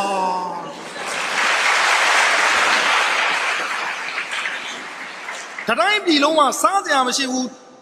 ယူကျုံးမရအပူလုံးကြွတဲ့အချိန်မှာလာကပါသွားမယ်ဒေါ်လာ18တန်းနှစ်ယောက်ဆိုရင်36တန်းလာကဘာဟာတွားကျင်တိုင်းတွားလို့မရဘူးနှစ်နှစ်လောက်ကြိုပြီးတော့ဆင်းရင်သွင်းရတယ်အဲ့ဒီနှစ်နှစ်အတွင်းမှာကျမကြီးတွေစီဝမ်သွေးလေတွေပြည့်စုံရတယ်ဂရဖတီရှိလေစွမ်းငင်အားကနေဂရဖတီမဲ့တဲ့နေရာကိုတွားလာရော့18တန်းဝူးတွားမယ်ဆိုပြီးတော့ဗစကားစီးတယ်လို့တွားလို့မရဘူးတောက်ဒီငတုံးတွေသိပုံမပေါ်ဘူး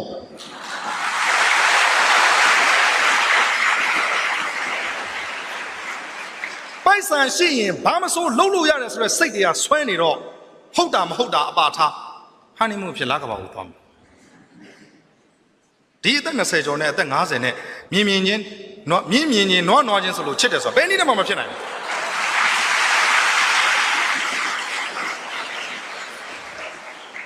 နောက်ထပ်အဆက်မရှိတဲ့စကားတစ်ခုကိုပြောတယ်ကျုပ်ကမြန်မာနိုင်ငံမှာ9ယောက်မြောက်ချမ်းသာဆုံးကျုပ်ကမြန်မာနိုင်ငံမှာ9ယောက်မြောက်ချမ်းသာဆုံးနာမည်တက်ပြောရင်မကောင်းလို့သူတို့နာမည်ခံထားတဲ့အဲ့ဒီကုမ္ပဏီအစိုးရကိုပေးဖို့ရွှေပစ်တဲ့ချိန်1000ကျော်ရှိတယ်ဟုတ်ပဲမိုးထီမိုးမီဆိုတဲ့နေရာမှာဆန္ဒပြနေတဲ့သူတွေအများကြီးရှိထားတော့ကျုပ်ကမြန်မာနိုင်ငံမှာ9ယောက်မြောက်ချမ်းသာကျွန်တော်တို့ကမြင်လိုက်တယ်တိုင်းပြည်ကိုကြောက်ထဲကြအောင်နှစ်သက်နှစ်အောင်လုတ်ခဲ့တဲ့တရားခံစင်းရင်တွေရီးတွက်ရင်တော့မင်းဟာ9ယောက်မြောက်တရားခံမယ်လို့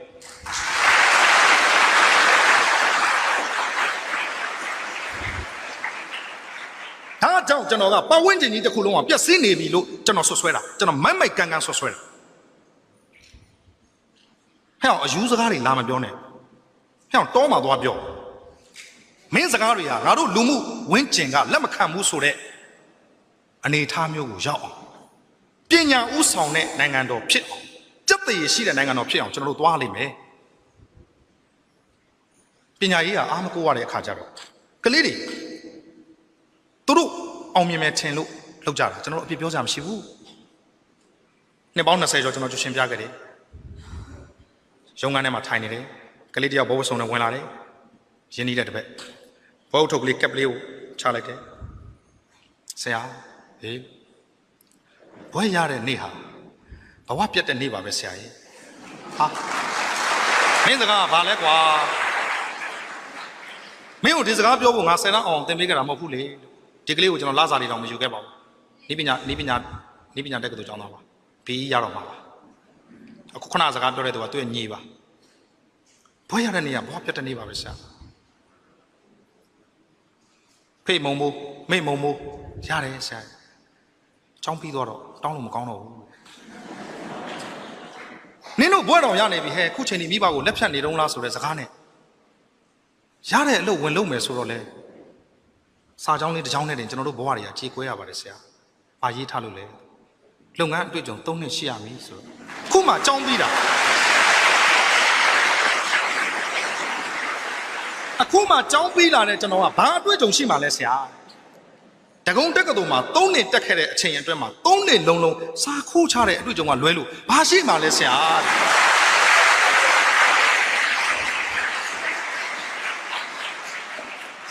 သူ့ဘေးနာကနေပြီးတော့မျက်နှာငယ်လေးနဲ့တိတ်တဆိတ်ပါလာတဲ့ကောင်မလေးသူကလည်းဘောဝဆုံနေတယ်တငယ်ချင်းနေရာမှာစာခိုးချတဲ့အတွေ့အကြုံရှိပါသေးတယ်တငယ်ချင်းရဲ့ငါကအဝေးတင်နဲ့ပြီးတာလေတဘာသာကို9000သွင်းရင်ခုံနံပါတ်ထိုးပြီးပြန်လို့ရတယ်ဆိုလို့ငါဖြင့်စာတော်ခိုးမချခဲ့ရပါဘူးတငယ်ချင်းရဲ့နေငါမှာစာကူးချတဲ့အတွေ့အကြုံရှိသေးတယ်တဲ့ငါကတော့တဘာသာကို9000ပေးရင်ခုံနံပါတ်ထိုးပြီးပြန်လို့ရတယ်ဆိုလို့စာကိုခိုးမချခဲ့ရပါဘူးတကယ်ချင်းဘွဲရတဲ့နေ့ဟာဘဝပြတ်တဲ့နေ့လိုမျိုးဖြစ်အောင်ပညာရေးကအားမကိုးရမှာတော့တိုင်းပြည်မှာအဲ့လိုပညာတတ်တွေမရှိမှ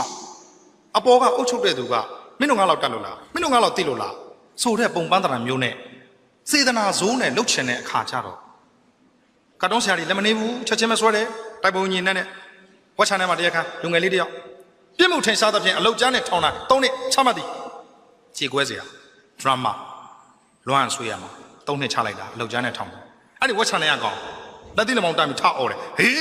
ပျော့တယ်ကွာအလုပ်လဲရပြီနေစရာလဲရပြီစားစရာလဲရပြီသူ့ကိုအလုပ်ကျန်းနဲ့ထောင်တာ3 နှစ်ချတာ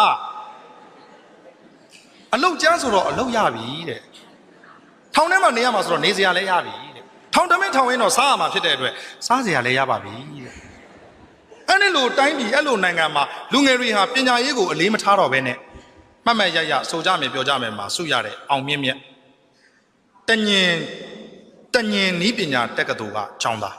းကျွန်တော်မတက်ချင်မဲနဲ့တက်ရတာပါကျွန်တော်တချင်းပဲဆိုချင်တယ်အောင်မြင့်မြတ်ကျွန်တော်မှတ်မိလာပြီကောင်းလေးချောချောလေးဆိုတော့ကလေးတွေဘာဖြစ်မလဲနီနီခင်းစောမယ်လိုဒီဝါကနေတက်သွားတယ်ချမ်းချမ်းမယ်လိုဒီဝါကနေအောင်မြင်သွားတယ်ချမ်းချမ်းနီနီခင်းစောဖြစ်သွားတဲ့ခါကျတော့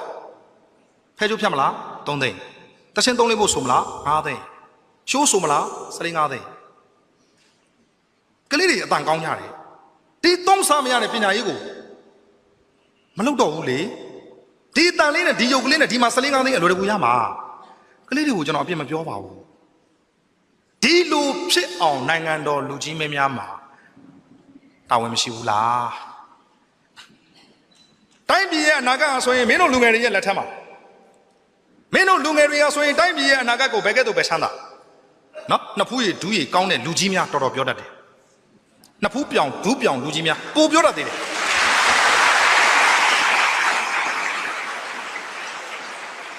အနာဂတ်ဆိုတာမရောက်သေးဘူးမရောက်သေးတဲ့အနာဂတ်ဟာလူငယ်တွေအတွက်ဆိုရင်လက်ရှိပြစ္ဆုတ်ပံကသူတို့လူကြီးတွေအတွက်ပေါ့မဟုတ်ဘူးလားအဲ့ဒီအနာဂတ်ကိုလူငယ်တွေကိုပေးခြင်းရင်လက်ရှိပြစ္ဆုတ်ပံကိုလည်းလူငယ်တွေကိုပေးပါလက်ရှိပြစ္ဆုတ်ပံမှာခေါင်းဆောင်ဖြစ်မှာအနာဂတ်မှာကျင့်သားရတဲ့ခေါင်းဆောင်တွေဖြစ်မှာပေါ့လက်ရှိပြစ္ဆုတ်ပံမှာအတွေ့အကြုံရှိမှအနာဂတ်မှာအတွေ့အကြုံရှိတဲ့ခေါင်းဆောင်တွေဖြစ်မှာပေါ့အနာဂတ်ကိုနေရာယူစေခြင်းလက်ရှိပြစ္ဆုတ်ပံမှာတည်းကနေရာပေးဖို့လိုတာပေါ့အဲ့တော့ကလေးတွေဒီအရေးချင်းတဲ့စာရင်အရေးပြားတစ်ထောက်ကိုလိုလားတာဒီ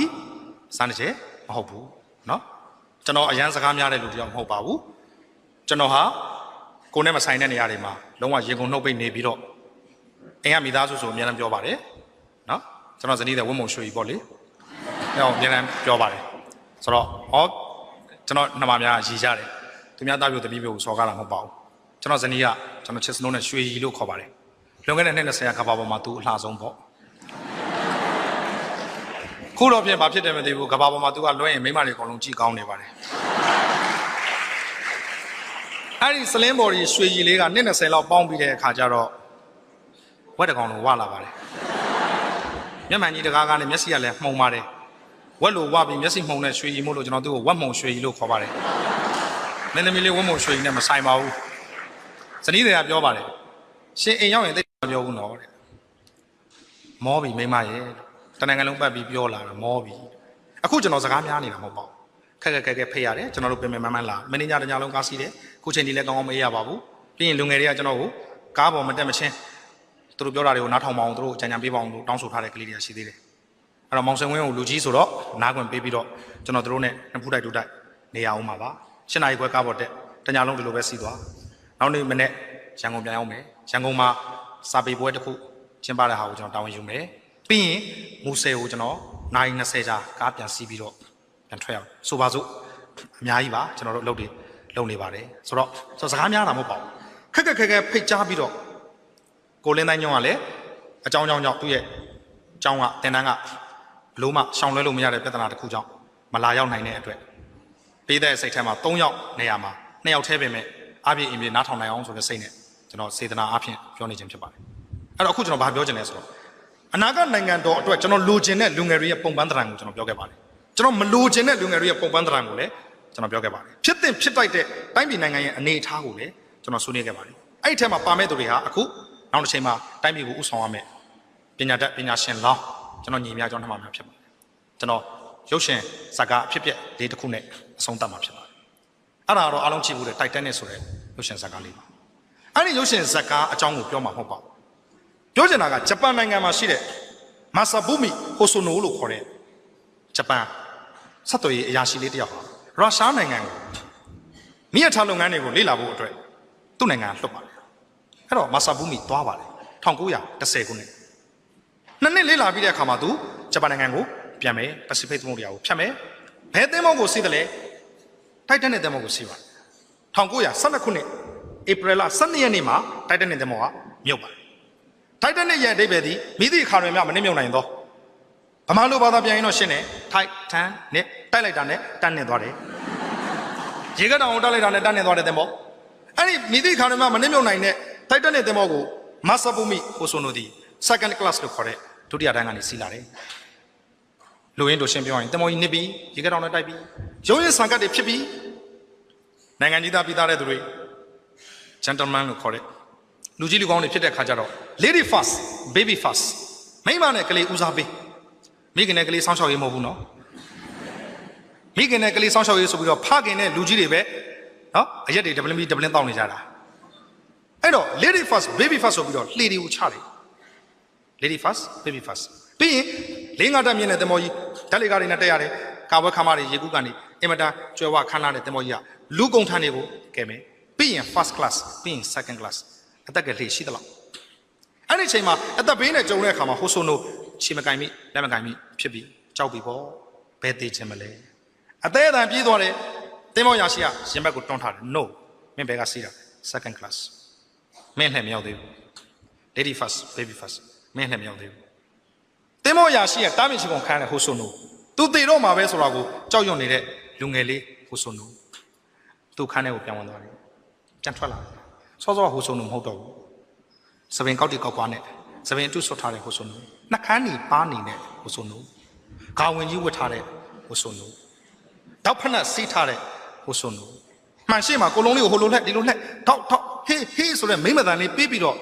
စိတ်တိုင်းကြပြီဆိုတဲ့အခါမှာခုနကသင်္ဘောရာရှိစီကိုကနွက်ကလေးရနဲ့ရှောက်သွားတဲ့ဟိုဆိုနိုသင်္ဘောရာရှိကကြည့်လိုက်တယ်အော် lady first lady လို့ယူဆပြီးတော့သင်္ဘောပေါ်တက်ခွင့်ပေးလိုက်တယ်ဒီလိုနီးနဲ့ဟိုဆိုနိုဟာတိုက်တက်တဲ့သင်္ဘောပေါ်ကနေလွတ်မြောက်ခဲ့ပါတယ်လွတ်မြောက်ခဲ့ပါတယ်အဲ့လိုလွတ်မြောက်ခဲ့တဲ့မြင်ကွင်းကိုအဲ့ဒီမြင်ကွင်းအစအဆုံးကိုမြင်လိုက်ရတဲ့သူက Gracie Ford လို့ခေါ်တဲ့အမေရိကန်နိုင်ငံသားတယောက်အဲ့ဒီအမေရိကန်နိုင်ငံသားကလည်းတိုက်တက်နဲ့လွတ်မြောက်ခြင်းကလွတ်မြောက်ခဲ့တယ်သို့တော်သူကကယ်ဆယ်ခြင်းခံရလို့အသက်ကလေးကြောင့်လွတ်မြောက်တာမဟုတ်ဘဲနဲ့တေကံမရောက်တက်မပြောက်သူနီးသူဟန်နဲ့လွတ်မြောက်ခဲ့တဲ့သူအဲ့တော့အမေရိကန်နိုင်ငံသားကလွတ်မြောက်လာခြင်းချင်းပါပဲတိုက်တက်နဲ့မှလွတ်မြောက်ခြင်းဆိုတဲ့စာအုပ်တော့ရေးပြီးတော့ကဘာကိုဖြတ်မှာအဲ့ဒီကဘာကိုဖြတ်တဲ့အခန်းတစ်ခန်းမှာဟိုဆိုနိုကြောင်းပါတယ်မျက်စိရှေ့မှာမြင်ရတဲ့ဂျပန်နိုင်ငံသားတယောက် lady first baby first ကိုနားမလဲဘူးတွားပြီးတော့တင်မောပေါ်တက်ဖို့လုပ်တယ်တင်မောရရှိရလက်မခံပြန်ဝင်သွားတယ်သူကြည့်နေတယ်ပြန်ထွက်လာတယ်မြင်မှုပါတယ်ဆိုပြီးမျက်နှာကိုကြည့်လိုက်တော့သူပဲမိမကြီးလိုလုပ်ပြီးတော့တင်မောပေါ်တက်သွားတယ်တက်ကလေးကိုတက်သွားတယ်အဲ့ဒီအကွက်ကိုထည့်ရေးလိုက်တဲ့အခါမှာတိုက်တိုင်းကလွတ်မြောက်ခြင်းဆိုတဲ့စာအုပ်ကိုတကွာလုံးကဝယ်ဖတ်ကြတာပေါ့ဂျပန်လူကြီးတွေကလည်းဖတ်ကြတာပေါ့ဖတ်တော့ဟာဒါဟာဟိုဆိုနိုပဲသိချင်းမှာပဲဟိုဆိုနိုကိုပို့ဆောင်ဆက်သွယ်ရေးဝန်ကြီးဌာနအရာရှိဘွားကနေချက်ချင်းအလုပ်ဖြုတ်လိုက်ပါတယ်နောက်နေ့ထွက်လာတဲ့သတင်းစာတွေမှာခေါင်းကြီးစလုံးတွေနဲ့ပြည်သူလူထုရဲ့တောင်းဆိုချက်ကဂျပန်နိုင်ငံနဲ့ဂျပန်လူမျိုးတို့ရဲ့ဂုဏ်သိက္ခာကိုမှေးမိန်အောင်သေးသိမ်အောင်ကျူးလွန်ခဲ့တဲ့ဟိုဆိုနိုဂျပန်လူမျိုးတို့ရဲ့အရှက်နဲ့ကိုကျင့်တရားကိုကမ္ဘာလူမျိုးဘောင်းဆောင်အလယ်မှာချနင်းခဲ့တဲ့ဟိုဆိုနိုကျေးဇူးပြုပြီးကိုတတ်သေးပေးပါတကယ်တတ်သေးလားမသေးလားတော့ကျွန်တော်တို့မသိရဘူးအဲ့ဒီဟိုဆိုနိုဆိုတဲ့လူတစ်ယောက်ရဲ့အကြောင်းကိုဂျပန်နိုင်ငံရဲ့ kindergarten လို့ခေါ်တဲ့ကလေးငယ်တွေကိုသင်တဲ့သင်ခန်းစာမှာသင်ခန်းစာတစ်ရပ်အဖြစ်ထည့်သွင်းပြီးတော့သင်ကြားပါတယ်တို့နိုင်ငံမှာလွန်ခဲ့တဲ့နှစ်ပေါင်းဘလောက်ကဂျပန်လူမျိုးရဲ့ဂုဏ်သိက္ခာနဲ့အရှက်ကိုလိပ်ပြာကိုချနင်းခဲ့တဲ့ချခွဲခဲ့တဲ့ဟိုဆိုနိုဆိုတဲ့ဂျပန်တစ်ယောက်ရှိခဲ့ဘူးလေကွာအသက်ကလေးတစ်ချောင်းအတွက်ရှင်သန်မှုတစ်ခုအတွက်ဂုံတိတ်ခါမဲ့အောင်ကျူးလွန်ခဲ့တဲ့အဲ့လိုဟိုဆိုနိုလိုစိတ်တက်မျိုးကိုတို့ဂျပန်နိုင်ငံလူမှုအတိုင်းဝိုင်းကလုံးဝလက်မခံမှုကလေးတို့သင်ခန်းစာမှာထည့်တင်တယ်ဘူရှီတိုစိတ်တက်ကာမီကာစေဆာမူရိုင်းဆိုတဲ့အသက်ကိုအရှက်နဲ့နော်ခုနကသူတို့ရဲ့အရှက်နဲ့ပတ်သက်ရင်အသက်ပေးပြီးတော့ကာကွယ်တတ်တဲ့ဂျပန်နေစစ်ရှုံးပြီလို့သိသိချင်းမှာဗိုလ်ချုပ်တရားကိုကန်ဒိုဓာတ်နဲ့ကိုအဆုံးစီရင်ခဲ့ကြတယ်ကမ္ဘာပေါ်မှာအရှက်အသေးဆုံးလူမျိုးတွေဒီလိုလူမျိုးကိုတို့ဂျပန်လူမှုအတိုင်းဝိုင်းကလက်မခံဘူး နိုင်ငံနဲ့လူမျိုးရဲ့ဂုဏ်သိက္ခာကိုကမ္ဘာအလယ်မှာချနင်းခဲ့တဲ့ဟိုဆိုနိုမင်းတို့ကလေးတွေငငယ်ကလေးကမှတ်ထားကြတို့ဂျပန်လူမှုအတိုင်းဝိုင်းကဟီရီအော်တပတရားကိုအဲ့ဒါလိုထိမ့်သိမ့်နေမှန်ကန်စွာအသက်မွေးခြင်းမှန်ကန်စွာရှင်သန်ခြင်းသိက္ခာရှိစွာရှင်သန်ခြင်းဒါကိုတို့ကဦးစားပေးတယ်သင်ခန်းစာမှာထည့်တင်တယ်သူ့လူမျိုးရဲ့အရှက်နဲ့ဂုဏ်သိက္ခာကိုခွဲလို့အဲ့ဒါလိုသာကိုယ့်လူမျိုးရဲ့ကိုယ့်နိုင်ငံရဲ့အရှက်နဲ့ဂုဏ်သိက္ခာကိုခွဲလို့သာသင်ခန်းစာမှာထည့်တင်ရမယ်ဆိုရင်ကျွန်တော်တို့နိုင်ငံမှာဘာသာဆုံးပြဋ္ဌာန်းရင်တော့လုံလောက်ပါမလားလို့ကျွန်တော်တွေးမိတယ်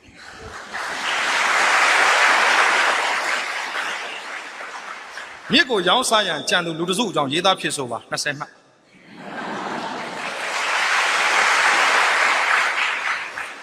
လက်ဗလောင်းတောင်ကိုအပြောက်ရိုက်ရန်ကြံသောကုမ္ပဏီတစုနှင့်အာဏာရှင်အပေါင်းပါတတိုက်ကြောင့်ဖြစ်ဆိုပါ20မှတ်တနိုင်ငံလုံးတစ်ပင်များခုတ်လဲသောအဖွဲ့အစည်းနာမည်ကိုဖော်ပြပါ20မှတ်တိုင်းပြည်နဲ့လူမျိုးရဲ့ဂုဏ်သိက္ခာကိုအဲ့ဒါလိုသာအဆက်နဲအောင်သိက္ခာကျအောင်လှုပ်လို့သာပြဋ္ဌာန်းရမယ်ဆိုရင်ကုန်ပါမလားသူတို့ဂျပန်လူမျိုးကတော့အဲ့ဒါလိုဂျပန်နေဟာဒီနေရာမှာကြုံလို့လူငယ်တွေနဲ့တွေ့တော့ဆာမူရိုင်းဘာလဲဆာမူရိုင်းဆိုတာဖြစ်ချင်တိုင်းဖြစ်ခွင့်မရှိဘူး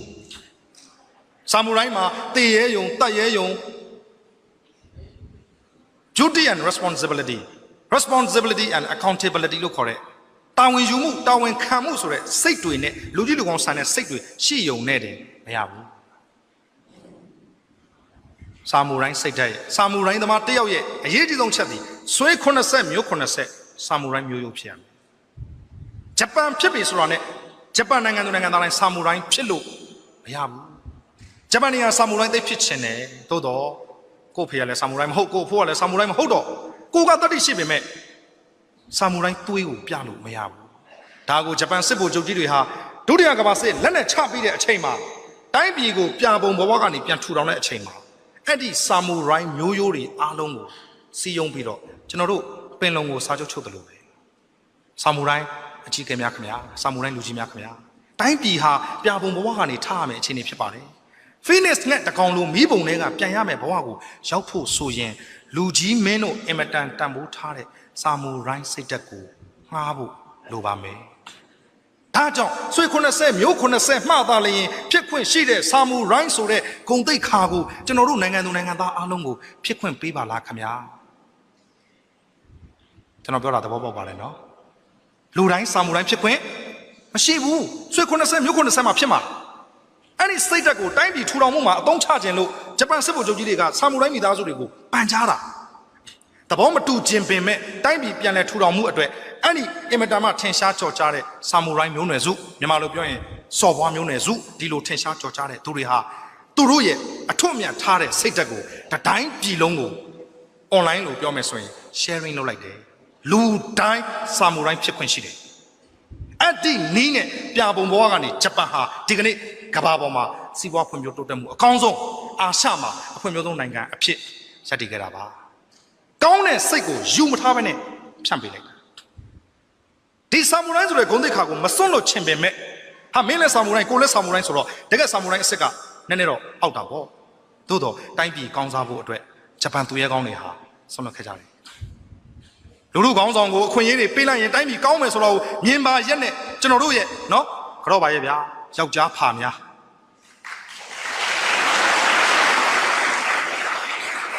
ကိုလည်းမလုံနိုင်ဘူးလုံနိုင်တဲ့သူကိုလည်းနေရာမပေးချင်ဘူးဝင်မခံရဲဘူးဆိုတော့စိတ်နဲ့ဒီလိုသွားခဲ့ကြတယ်သင်္ကန်းစာမှာထည့်သင်ခဲ့တယ်အဲ့တော့ဗမာလိုပြောရင်ဟီရီအော်တာပါလို့ခေါ်တဲ့အချက်အကြောက်တရားကိုဂျပန်လူမှုအဝင်းဝိုင်းသည်ကလေးတွေကိုငယ်စဉ်ကတည်းကဖြန့်ဖြူးပေးနိုင်ခဲ့တဲ့အတွက်ဂျပန်နိုင်ငံသည်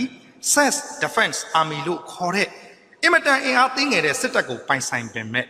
ကမ္ဘာပေါ်မှာစီးပွားရေးအင်အားအင်မတန်ကြီးတဲ့နိုင်ငံအဖြစ်ရပ်တည်နိုင်ခဲ့ပါတယ်ထိမ့်သိမ့်အပ်တဲ့စောင့်ရှောက်အပ်တဲ့လောကပါဠတရားနှစ်ပါးဖြစ်တဲ့ဟိရိဩတ္တပတရားရှက်တင်တာကိုရှက်ခြင်းကြောက်တင်တာကိုကြောက်ခြင်းဂုဏ်သိက္ခာရှိစွာရှင်သန်ခြင်းအသက်မွေးခြင်းဆိုတဲ့လောကပါဠတရားနှစ်ပါးကိုစောင့်ရှောက်တဲ့ဂျပန်နိုင်ငံသည်ဖွံ့ဖြိုးတိုးတက်သောနိုင်ငံတော်တစ်ကိုရောက်ရှိသွားပါတယ်ကျွန်တော်ချစ်သောကျွန်တော်တို့အားကိုးရမယ်ကျွန်တော်ညီများကျွန်တော်နှမများကိုကျွန်တော်ပြောချင်တာသည်ငါတို့အလှည့်ကြရင်သိမယ်ဆိုတဲ့စိတ်တွေမရှိဘူး ငါတို့ကစပြီးကောင်းရမယ်ဆိုတဲ့စိတ်တွေဝင်ရောက်ဖို့ကျွန်တော်စူးစမ်းပန်းစားဆွေးနွေးနေခြင်းဖြစ်ပါတယ်ကျွန်တော်ဤပညာကျောင်းတွေမှာနေကုန်းချုပ်လေးရှိတဲ့စကားအတိုင်းပါပဲဝင်လာတဲ့လမ်းတစ်လျှောက်မှာကျောင်းကိုခဝေးဝေးကနေပြီးတော့ခန့်ညားစွာထဲဝါစွာတွေ့မြင်ရပါတယ်ခန့်ညားထဲထဲဝါဝါတွေ့လိုက်ရတဲ့ခမားတို့ရဲ့ဤပညာတက္ကသိုလ်အဆောက်အဦကဲ့သို့ခမားတို့ရဲ့ကိုကျင့်တရားအဆောက်အအုံကိုလည်းကြီးမားနိုင်ပါစေခန့်ထင်နိုင်ပါစေခမားတို့ရဲ့တောင့်တင်းခိုင်မာတဲ့ဘိတုကလက်ရနဲ့မွန်းချယ်ထားတဲ့တိုင်လုံးများကဲ့သို့ခမားတို့ရဲ့ဟိရိဩတ္တပတရားတွေတောင်းတောင်းတင်းတင်းခိုင်ခိုင်မြဲမြဲရှိနိုင်ပါစေလိကတဲ့ပေါင်းများစွာကိုကိုယ်ဝိုက်ပြီးတက်လာပြီးတဲ့ခါမှာဟောဒီလိုဗန်နင်းသပင်ခမ်းမလိုခမ်းမမျိုးတွေကိုရောက်ရှိလာသလိုမျိုးခမားတို့ရဲ့ကိုချင်းတရားတွေခမားတို့ရဲ့သီလသိက္ခာတွေခမားတို့ရဲ့ပညာရှင်ပညာတတ်ဆံမှုတွေခမားတို့ရဲ့အရှက်အကြောက်တရားတွေကိုခမားတို့နင်းခဲ့တဲ့လိကတဲ့များလိုပဲတဆင့်ပြီးတဆင့်တစ်ထစ်ပြီးတစ်ထစ်မြင့်တင်နိုင်တဲ့အနာဂတ်သားကောင်းယတနာများဖြစ်နိုင်ကြပါစေလို့ဆန္ဒပြုရင်းနေကုန်းချုပ်ပါတယ်